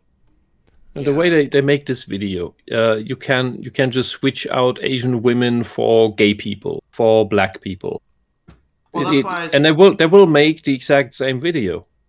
Well, that's why I say with the LGBT is that they just love to fetishize anything that they see. Well, the idea of the black, right, if we replace the Asians with the blacks, like we could go into blaxploitation films, which was a whole genre, which you could then argue about tropes and patterns and quality of writing and production values. That's a whole thing we could actually get into. But this is just, hey, there are women that we like and some other people like, and you're like, oh, they're sexual women. It's like, that's what women are. And they look good. Yeah, women like looking good. People like making people look good in movies, especially Bond films. It's like, yes, they're sensationalistic things. You're right. People like compassionate women. I just like women that has like good personality, and yeah, to make them look good and nice. I'm not that crazy. That's good. Okay. 4 minutes left. I hope we get an advertisement that's 4 minutes long, but I doubt it. We're getting the crazy 2 minutes. These more recent portrayals also explore Asian identity in a way that leaves behind the homogenized portrayals of Lotus Blossom in earlier media. Is that an identity I can choose? Like, can I just identify as Asian? I don't know. Just join the Breakfast Club or something, and everyone will just become. Just go for talking like 5 or 6 Asian women in their 60s and 70s. Okay, that's great. Share stories. If we're talking about practice, let's go to Waffle House. Great place to meet people. I have no idea what you just said. Waffle House? Oh, you guys don't have Waffle House? No, it's a franchise. It's an American invention. It is American. Oh. We make our waffles ourselves. They're also called Waffel. Waffel? Waffel. All right. Anyway. Okay, that's a German thing. Crazy Rich Asians, Rachel struggles with her identity as an Asian American in contrast to her boyfriend Nick's Singaporean family. How are they different? They're Chinese, I'm Chinese. Yeah, but you grew up here. You're different. Awkwafina's character Billy in The Farewell grapples with the difference between her expectations and values as someone raised in America and those of her Chinese family when dealing with her grandmother's cancer diagnosis. 这正是西方和东方的文化差异问题。东方人 Oh, isn't that just stereotyping the Asian society? Exactly what in the previous movies? Well, this is a very specific term that's being brought up, that the East sees people as part of a whole, whereas the West sees individuals. That's fine, but that has nothing to do with the topic. And I don't know why they're bringing this up. It's like, well, I like this other film which talks about completely different topics. You're like, that's great. Okay, that's completely subjective. I mean, to be fair, I'd rather hear someone with an Asian accent than hear Awkwafina speak. That woman needs her voice to get castrated. Just get rid of it. It's an ew. It's just that scratchiness. Okay. She has that very whiny voice that just makes you want to gouge your ears out. It's pity begging. It's a voice used to subtly force you to sympathize and agree with everything she says. Doesn't make me sympathize. It makes me want the voice to go away, Whisp. Well, yeah, that's because you have understood what this voice is really about. The only thing people who are not conscious of that, they fall for it. The only thing I sympathize is that she wasted her time and money to make a video like this. Oh, I think the voice actress got paid for it. That at least she got something out of it. All right. Anyway, we got 3 minutes left, pretty much. Recent depictions of Asian women in media have helped to break down the hypersexualization of the Lotus Blossom and Dragon Lady tropes and showcase their humanity. Because the more people that you let into your life, the more that can just walk right out. But despite this progress, even in the past decade... Literally meant nothing. I heard nothing. God. That's just a random line anyone could say. Ghost in the Shell. There's literally no meaning to the, you let someone in, go out. What the fuck are you talking there, ma'am? All these movies that you're probably bringing up are probably not good. And this is something I've realized about these movies. Whenever they complain about a movie that are hyperly sexual or racist or, this or that, usually those movies are good. And the movies that they make themselves saying, see, we're breaking the mold, it usually turns out to be shit. Like, have no one never seen that pattern? Well, I don't know why they're bringing up Ghost in the Shell, but... Let's see. Yeah.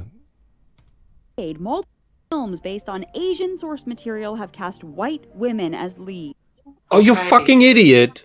Good for you. Kusanagi does not look Asian in the manga or anime.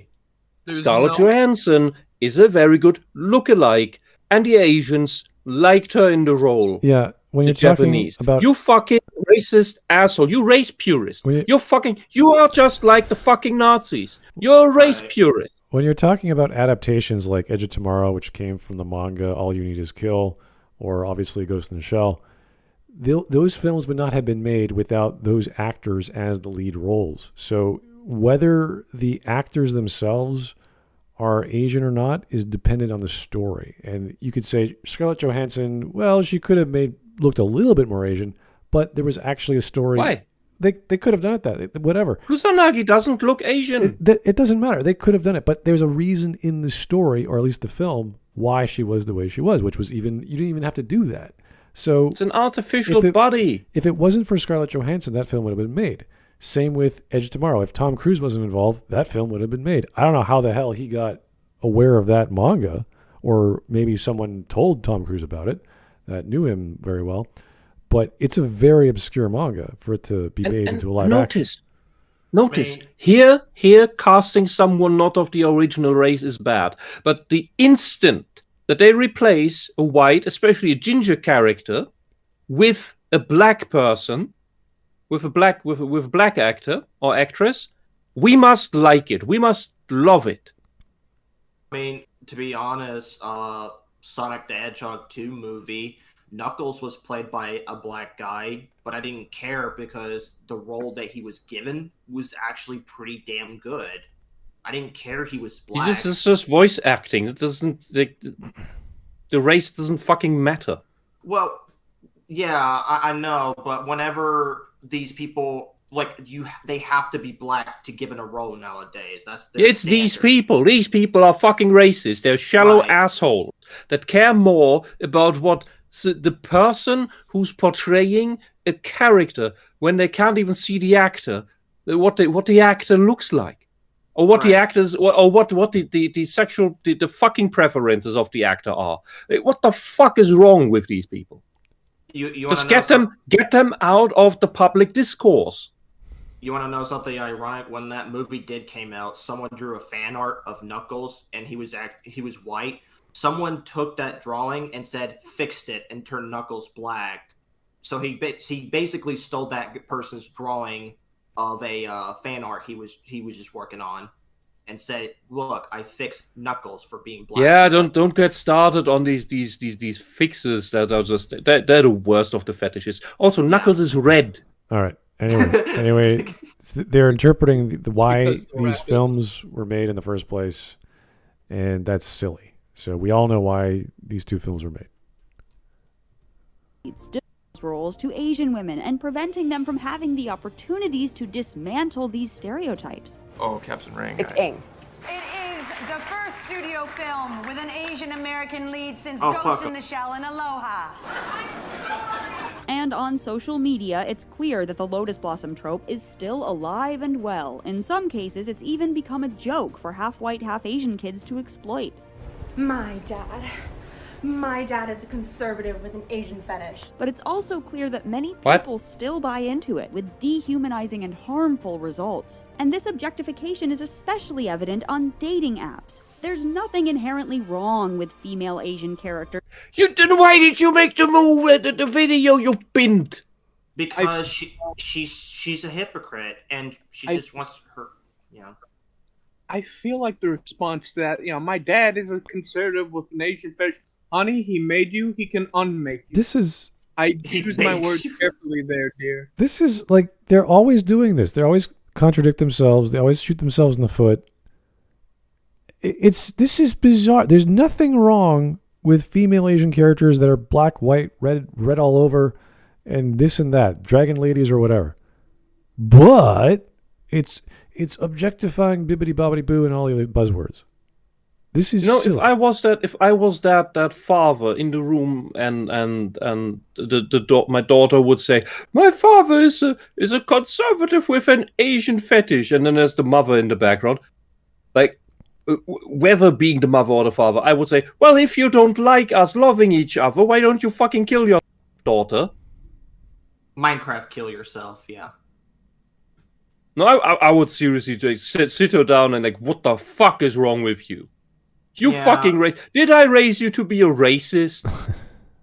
I'm trying to remember a scene. It's that Robin Williams film, What Dreams May Come, and he's dead, and he's in the afterlife, and he's visited by an angel or some sort of Asian woman, and he figures it out that woman is his dead daughter, because he gave the idea that to his daughter that you have to be like this Asian concept of like prim and proper, super smart, super formal, and he figured that out because she was behaving the way his daughter would. That's a positive thing. That's not a bad thing. That was a good. Obviously, we're talking about the afterlife, and it's all whimsical anyway. But it's depicted as a good thing that women who are Asian, who are normally stereotyped to be a certain way, was a positive and a way of raising his daughter in a healthy way. So, this is why I bring up South Park, is that they do all kinds of stereotype towards anyone, but they're always depicted in a good light or a negative light. It just depends on the character. Like, I've never seen situation. Yeah, I've never seen The Simpsons, but Apu, everyone was flipping their shit that he was a stereotype, and it's like no one was flipping their shit. It was just some half Indian guy who wanted to make a fuss. He admitted later on he didn't even care about the character or any of this. He just wanted to get attention. Yeah. Nobody flipped it about Apu. It was completely fabricated. Yeah, I mean, yeah. And why didn't you watch the fucking Simpsons, at least the early seasons? I've never really gotten. You're culturally illiterate. All right, here's the Giga Chad for the $1. Thank you, sir. My dad is a conservative man with an Asian fetish. Or does her mom have a white fetish? That's the question. On the real, though, comments like that are why children need to get their ass beat once in a while. What she said was genuinely disgusting. No, they just need a father figure to set them down to actually, talk to them. Because I feel like... Yeah, and do exactly what the super chat just said. Oh. Well, yeah. You don't need to repeat that. All right. Ego Dream in the chat said, Asian women are there, they can speak for themselves. True. But they don't say the things that the ideology wants them to say, so these white savior complex women from the take have to say it for them. This is the exact same way that you got the black narrative. This is the exact same way that you got this completely twisted bullshit trans narrative. Because no trans people were actually saying the things that are now the status quo of rainbow bullshit trans crap. because the left had to establish that. They had to brainwash everyone into thinking that that's the actual thing that people believe when it isn't. Because nobody says that, there's an open field where they can put it in. All right. Let's try to recover from this strange sentence they've just put on the screen there and see where they're going. Who are badasses or perfect wives. The problem comes when Asian or Asian American women often aren't allowed to be anything else. They are. Very sexy photo. And as shown by the negative. First off, lady, have you watched these movies? I've seen some of the movies that you're almost some of the movies you're talking about. They have their own character and their own,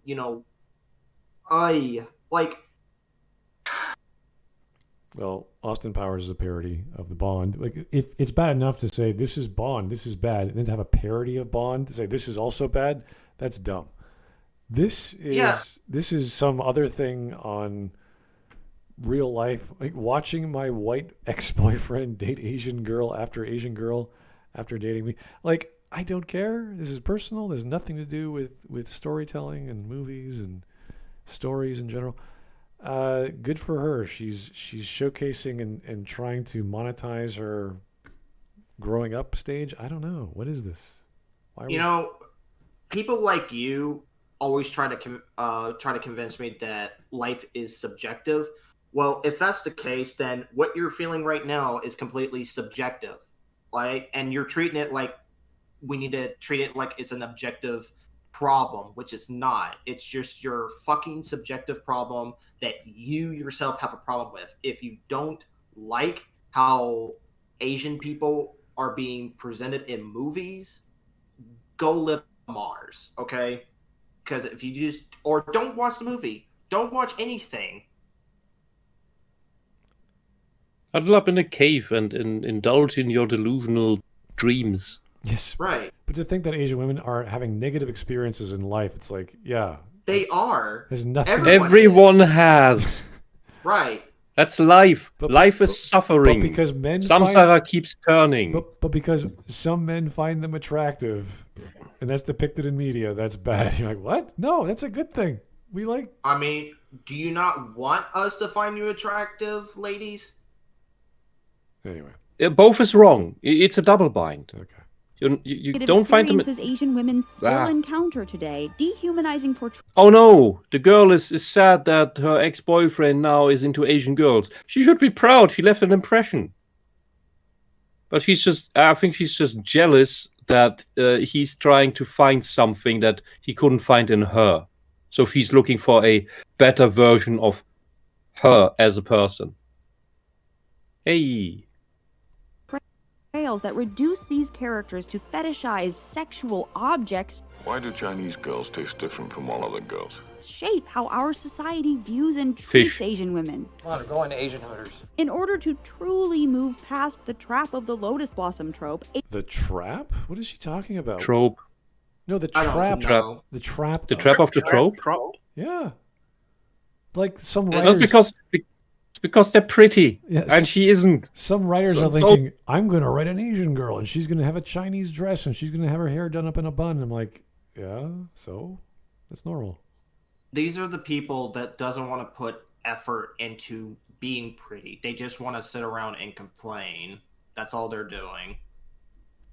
I know I'm probably repeating myself about that, but... Yeah, but saying that Asian women need the opportunity to play characters who challenge those narratives. No, they don't. They're happy to get a job from the director and the writer who made the damn thing. Right. Jay Jameson says, wow, she's really just going to make assertion after assertion without any sort of attempt to justify them. Yeah, that's the way kids argue. And communists. Same thing. Like I was going to say, if you're Margot Robbie or if you're Tom Cruise, you would have the creative and financial freedom to do whatever the heck you want and influence the writer and producer to make something that you want to act in. Great. That the system is working the way the person with all the money can do things. So that's why we got films like, Oppenheimer and the Barbie film coming out in the same day. So, no, this is fine. This is normal. There's nothing wrong with telling your story with specific characters in your specific way. If you want to make that sexual for your audience, I don't see how that's a bad thing unless the subject matter does not properly sell it on why it should be that way, or else it'll be a farce. So just make it a hentai. You can get away with that. Is there cinema that plays that as a double feature? No, but the whole joke has been the word, the portmanteau of Barbenheimer.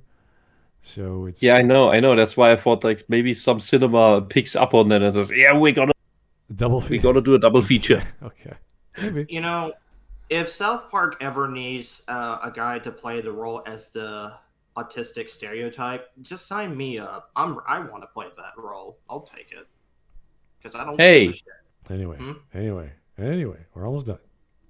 2 minutes left. Less than 2 minutes, actually. Asian women need the opportunity to play characters who challenge those narratives. Oh, because and with 9. No, you know why Asians don't get opportunities in Hollywood or the West, America specifically?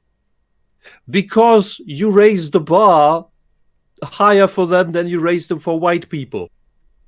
You discriminate against Asians. That's you, the socialists, you.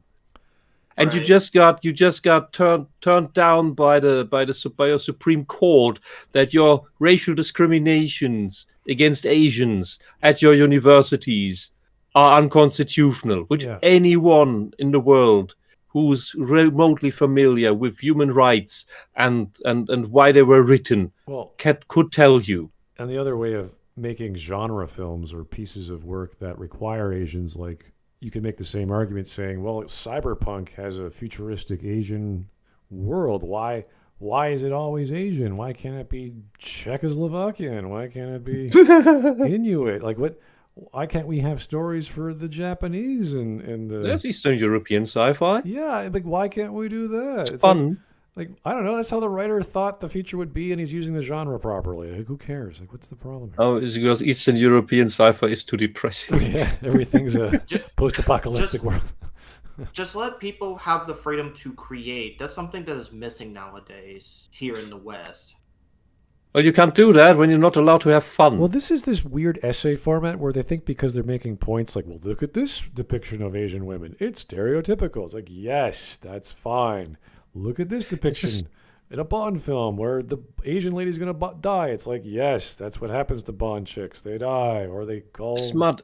This is how they write papers now and they get approved. It's bizarre. You're working backwards. It's like, give me the actual thesis and then go through the effort of figuring out if that's correct or not.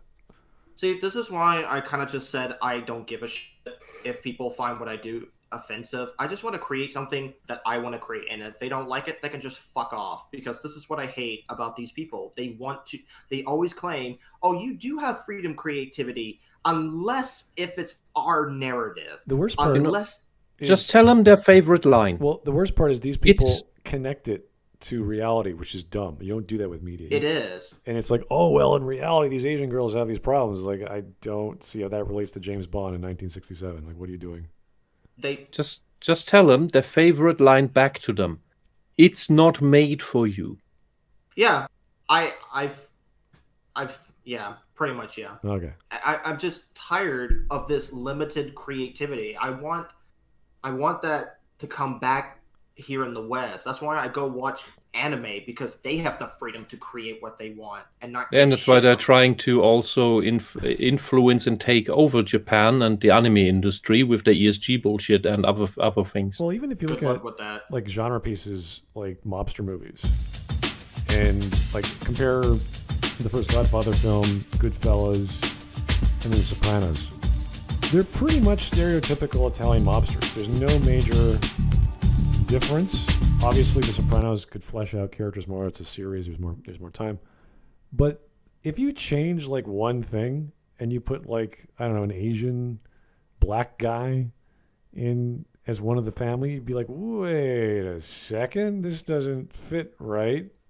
Maybe he does speak Italian. Maybe he's got the lingo down. You're gonna have to try really hard for those kinds of guys in that kind of story to accept an Asian that life story would go different in a mafia family. It would be very strange. I don't even think that would work. I think people would be like, "This is not a." No, he'd be the unacknowledged bastard of the family. I don't know. I think he would die off really early because fans would be like, "This is garbage. This is not a mafia story. What the hell?" He would die off as an infant because somebody made him. There you go. Because we can't have this in the family. Like what the hell? He would have killed if it's the father who did that. Yeah. If it's written in a way, could it work? Unless if it's written in a very good way, why there's a black guy or an Asian guy? It would be a stretch. Like the things with the mafia is they're very blood driven. If you're against the family, you're dead. So it just wouldn't happen. That's what I mean. Anyway, Giga Chad one more time, the tip. This reminds me of the Iron Fist Netflix show when people kept accusing the show of whitewashing because a white man did kung fu. The only funny thing inspired was the Asian incel comic. Someone should drop that in stream memes. It's funny. I don't know what that comic is. I've never seen. Wait, what the fuck? An Asian incel? Oh wait. Yeah, Mike, get on that. Let's see what the internet says. We're gonna keep going though, because we have 2 minutes left, and I'm hoping for an advertisement. 91% of executives at major and mid-level studios being white as of last year. Oh, wait. Okay. Are they really? Would the Nazis agree with you that they're white? Well, just a question there. You can check that out yourself. Would the Nazis agree whether 91% of those Hollywood executives are white? Would Yahtzee agree that they're Asian as well as white? Well, for him, everyone's white because he bought into that Smithsonian bullshit of meritocracy being white. So working is white. That's what white people do. Oh my God. Black people don't work. That's what that means. All right. That isn't all. Asian women are so much more than lotus blossoms, and they deserve to be seen that way on screen. I want. Nobody deserves anything. Constance Wu. Oh boy. I like To how see she. the Who?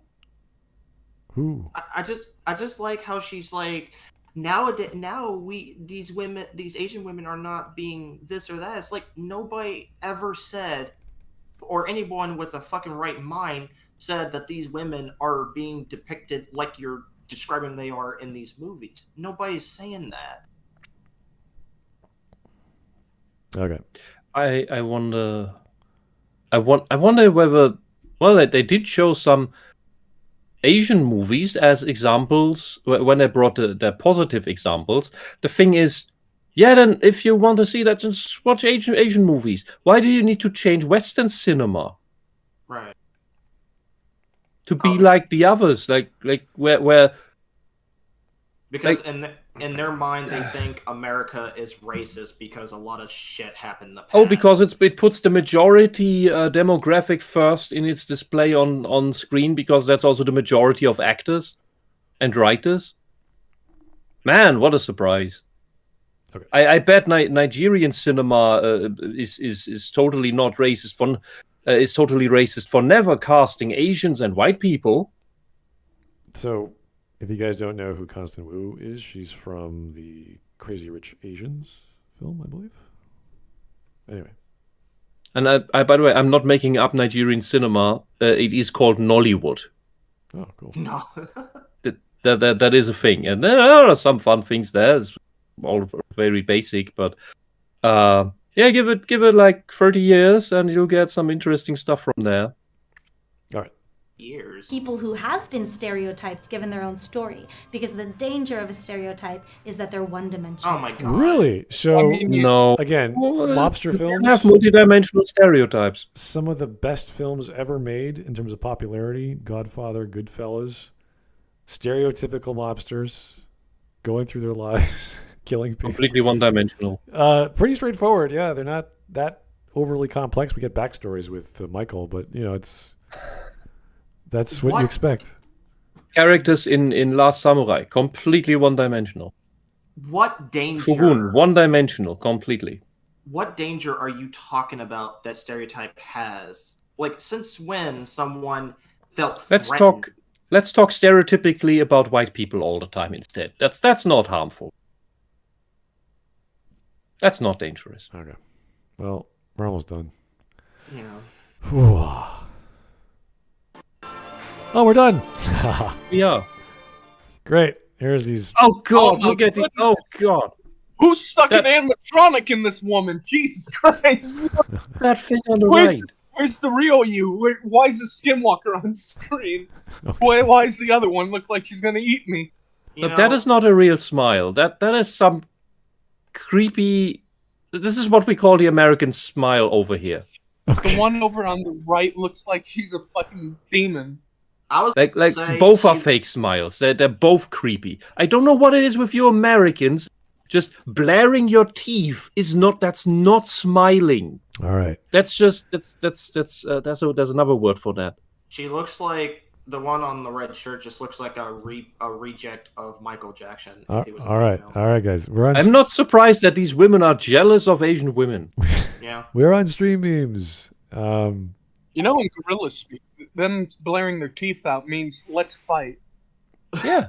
There are plenty masculine Japanese men back in the days before being replaced by pretty boys. And it's the film...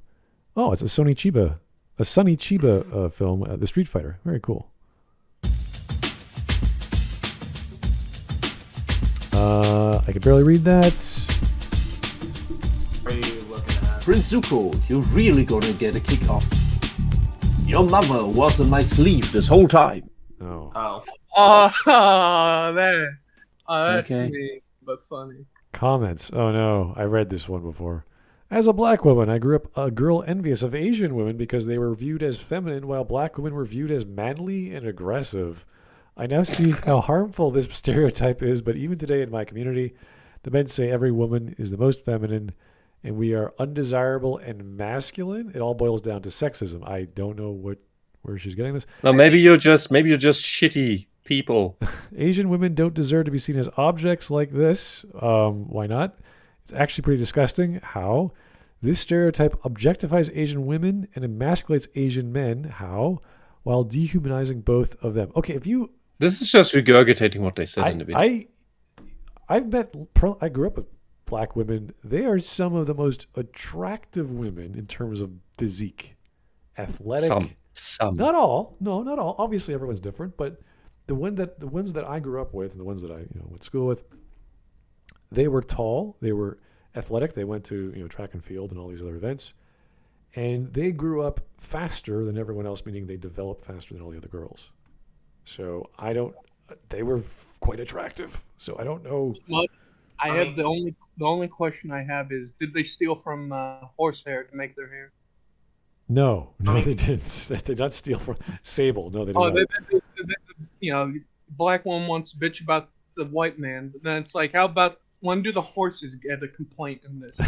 The only time when do the horses get to complain about you stealing from their hair? Yeah, the only time I saw people steal sable hair was from the brushes in art class. So nothing to do with who did it. Just they were stolen. Hell, I've met grandmas that are more attractive than these women on the video. There are some Asian grandmothers which are gorgeous and they just age beautifully. Anyway, that's a different story. I know. Here's another comment from 2 years ago. As a half Asian, I felt the stereotype harm a lot of healthy relationships who view me and my friends as objects and ideals versus people. A lethal fantasy that I'm glad is finally being challenged by American culture. Okay, if you're in a relationship and you are watching a Bond film or any other film from the 50s or 60s that is preventing you from enjoying your relationship, there's something wrong with you. Okay? Lethal fantasy? I don't know. That has nothing to do with fetishism. That is just you being influenced by movies and stories and going, well, you're not Asian enough for me to fetishize you. Like, what? What are you talking about? Listen, maybe those aren't healthy relationships then. Yeah. Can't they just watch something and just be entertained? Like, why do they have to bring everything into reality? Yeah, it's reinterpretive gobbledygook from 60 years ago, which means nothing.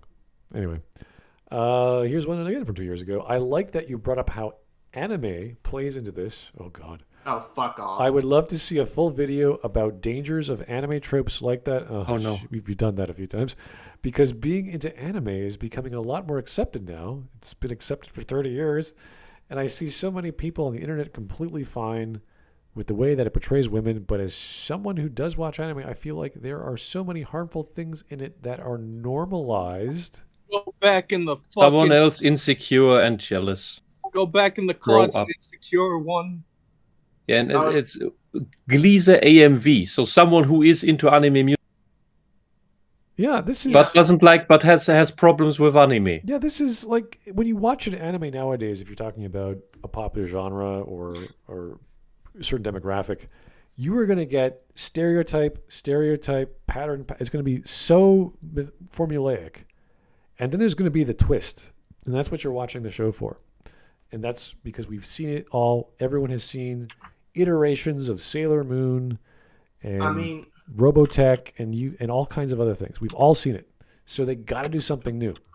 I mean, for fuck, I don't know if he is gay, but that one guy from One Punch Man that broke out of jail because one of his guy, yeah, like he's like I don't know if he is gay. I'm just saying. But if he is a over stereotype gay character. Guess what? He is funny, he is interesting, and he is probably the most well-written character in One Punch Man.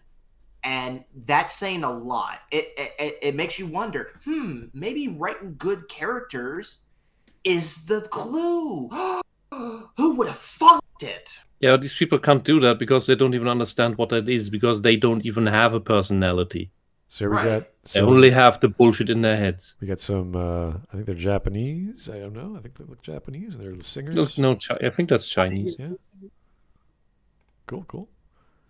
That's too many bunch of Mikado letters. Buff chicks wearing Awaken masks. my masters.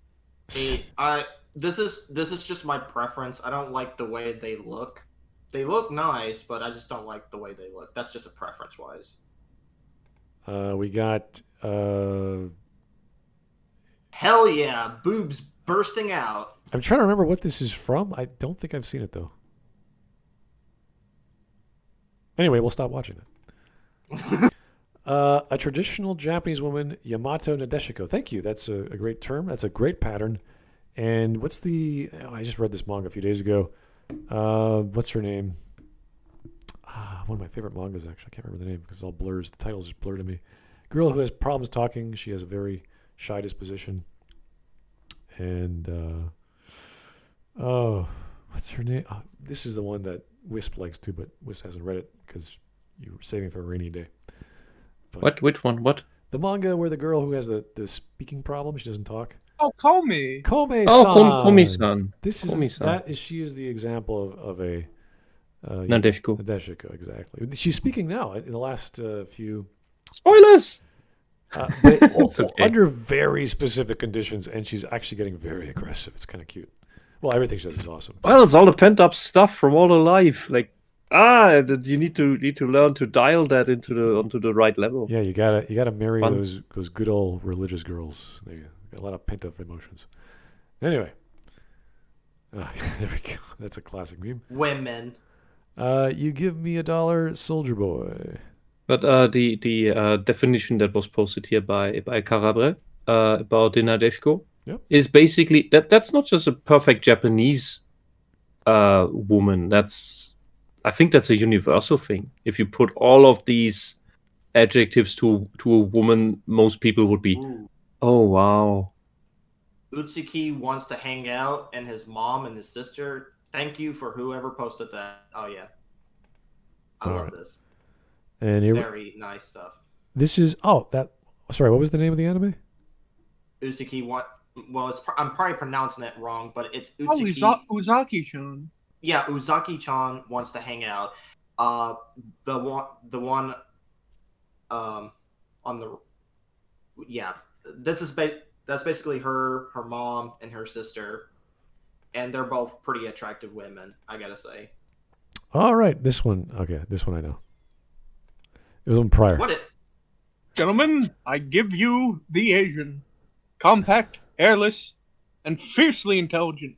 The penises, while tiny, are extremely efficient. We're projecting 10 billion within 5 years. Also, there will be different varieties. There will be different varieties that will all hate each other for some reason. Right.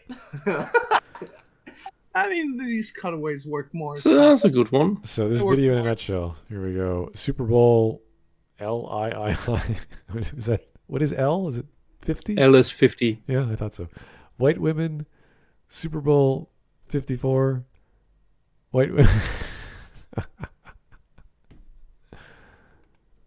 Oh. Go apologize to God. Oh. Porn is bad for you. That's great. I mean, Tails, you might want to take off. I'm just saying, but you might want to run from the internet. I'm just saying. I know from experience. So there's Oh or Ah My Goddess, depending on your translation. And the story's finished, thankfully. Really? I like it when authors finish these stories. When did that happen? Oh, at least a decade ago. Okay. You made it sound like it was going on still and was done last week. Smud, you son of a bitch. You were building it up there. Oh, It's yeah. like, oh my god, it's like, it's finished? It's like, yeah, a decade ago. Yeah. Oh. Well, this is a manga I bought when I was in the 90s, and I was like, "Wait, how long does this go on for?" And I finally saw they finished it off. They made a movie. Oh, Berserk started in the 80s. Well, Berserk is another story. Late 80s. Sexy woman. That's forbidden. That's forbidden art. Yeah, sure. Okay. Okay. Hungry Girl. Oh, it's that character from Pokemon. Okay, I know this is a trope in a lot of anime, but goddamn, a lot of these girls that just eat amount of food, there's no way they could keep that figure. I'm just saying. Well, there's no way they can. I've known bulimics. They eat a lot. Yeah, but they don't put on weight. There is a reason. Your stomach can only process so much food so quickly, and we're talking about 700 to 800 milliliters in your stomach, let alone all the other food in your intestines. You can't do it. Anyway. I've been at a all you can eat breakfast with a couple people, and one was a bulimic girl. She was tiny. You wouldn't believe the amount she ate. I don't know why we're looking. Then she went to the bathroom. Oh, well. And then she ate some more. Well, I don't know what this is from, but I'm losing the context. That's Azumanga Daioh. Live action? What? No. Oh, the video you scrolled over. No, I'm not playing videos. I don't know what you have on screen. Cyberfrog posted a chick in bikini and some sort of. I don't know what that is. Yeah, I don't know. I'm like, what is this? I'm curious. It looks like. That looks like the bra thing looks like Spider-Man. It's not Spider-Man. Is it Japanese Spider-Man live action? God, that'd be something. For the fox and to make Whisp cringe. What the hell? Oh, okay. She got okay. fat. I get it. Apparently, since I'm interested in fat women, that's the joke. Oh my god. Okay. Make the car make it run. Just take it. Listen, I'll take it, but let's not try to make Whisp cringe. No. Look, when you just take it, and then you shut up. Yeah. All right. This is where the sentence ends. What the fuck? I'm not sure what's going on here, and I'm okay with that. Furries are getting shot. Okay, well, as long as they're the really shitty ones, I don't care. You can shoot them. Exterminatus. This is I don't know. Oh wow, that is couldn't tell you. What the fuck? That is also I couldn't tell. Yeah, I don't know what is going on. You guys are just posting girls now. I'm like, I don't know. I think this is just from Tokusatsu. Attention to the sexy pizza. What the actual fuck? Women don't dress like that anymore. They don't dress with cheese all over their body. I don't dress with. I was still talking about the other one. Oh. Right. Anyway, quick dress sketch. Okay. With blasting. I don't know what's going on here. Oh, that looks nice. That looks cool. Like someone's on fire. Keep going. All right. That's me. Homer, my face is up here. I've made my choice. I like the smile on the sketch. Asian diversity. Okay. And hey, wait a minute. That man's cheating. I'm not The sure. Simpsons. What episode series should I watch on The Simpsons? Because I heard one. Watch the first 7 or 8 seasons. Oh, they get bad eventually. They zombify. Oh. I don't know what this is, but that is one tall girl. Yeah. Beware the danger of Asian fetish. Yeah, okay. I mean, No, not okay. Stop saying okay. Stop being so submissive. Okay. I'm just trying to suck on my teacher's titties, but my cat keeps sending me to bed. Har har. Thank you, Persona 5. So are you Chinese or Japanese? I'm from Laos. That's literally how that scene goes. Me and the boys on our way to Vietnam. Me and the boys back from Vietnam. Jeez. All villains from Spider-Man, I take it? When you take a selfie in Vietnam. Oh, no. Oh, it's a dragon lady. I'll keep that for research. That is weird. This is... I have no idea. I don't know either. Couldn't tell I you. am confused. Wait, did you skip the King of the Hill memes? Or? Yep. We're way past that. There are no pretty Asian women here in the take. No. I said slay the dragon, not lay the dragon. Wow. Well, you should have told that to the donkey. Guys, I'm not going to read all this. Come on. I don't even know what. Oh my god, that's too big. Yeah, the Asian. Go check out the Asian incel comic from that. That's totally fine. Go for it yourself. Barbie movie spoilers. Do I have to read this, guys? I don't think you have to. Man, there's a lot in memes. Chat is getting a tad spicy. That got a laugh out of me. Deserve. White CEOs, let me guess. Baum, Berg, Stein, Witz, Mann, Mayer. Meyer. Mayer? Okay. Maya. Be honest, you're. But well, it's weird. Maya is a weird one because that's an actual crafting trade. Oh, not crafting, but an actual manual labor job. Why is Foxy here? What's the point? Nobody knows. No, it's for you. No. It's, Five Nights at Freddy's sucks. Yeah, but please keep the memes video relevant. Yeah. Okay, I think we're done. Thank you so much, guys. That was weird. Oh wait, no, the Copper Owl we put something in the stream memes here. Guys. Oh my god. Please stay on the video. We're fine. Not just random.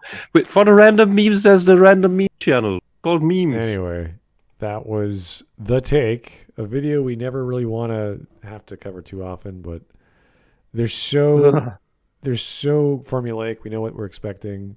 Word problematic. No references to Trump this time. That was impressive. So, what year is this from? 2 years ago. But it doesn't matter. They'll keep referencing Trump anyway. See, I'm new to all this, so I would not know what's being formulaic. I just know what I've heard over and over is formulaic to me, but... Yeah. You can just get... Okay, from saying this, you can infer that the text videos are like this. They're all like this. Yeah. Okay. Yeah. It's just as samey as Red is, at least she is so crazy. She's so random in her craziness that it's refreshing in a way. This isn't. This is just completely predictable. This is predictable, professionally made propaganda of the ideology. All right. Well, thank you guys for all the super chats and putting us through about 2 hours and a half of The Take. It wasn't that bad. It was just predictable and sad, unfortunately. If you have an Asian fetish, go forth, my friends, and enjoy. There's nothing wrong with that. Or any fetish. Well, not any. There are some things you should avoid. As long as you don't hurt anyone with your... Fine. Well, that's what I'm saying. You know, as long as you don't hurt anyone. Sure. You're good. Okay. Well, thank you guys for the suggestion. As always, we'll probably cover another Take video another month or so. Who knows? Please not next week. Not- We did 2 in a row. Not too soon. Yeah, we need a break. But go take a break, have some water, have a snooze, go exercise, whatever you guys got to do. $1,000 and we'll fix this woman this on-screen woman's only face. Guaranteed. Okay, I don't know how am I going to do that, but I'll ask That's Mike. one horrible frame to pause on. Anyway, thank you for the suggestion. Keep them coming. Keep the voting going. We will talk to you guys soon. Have yourself a great Saturday, and we'll talk to you soon. Bye bye. Take care. Night.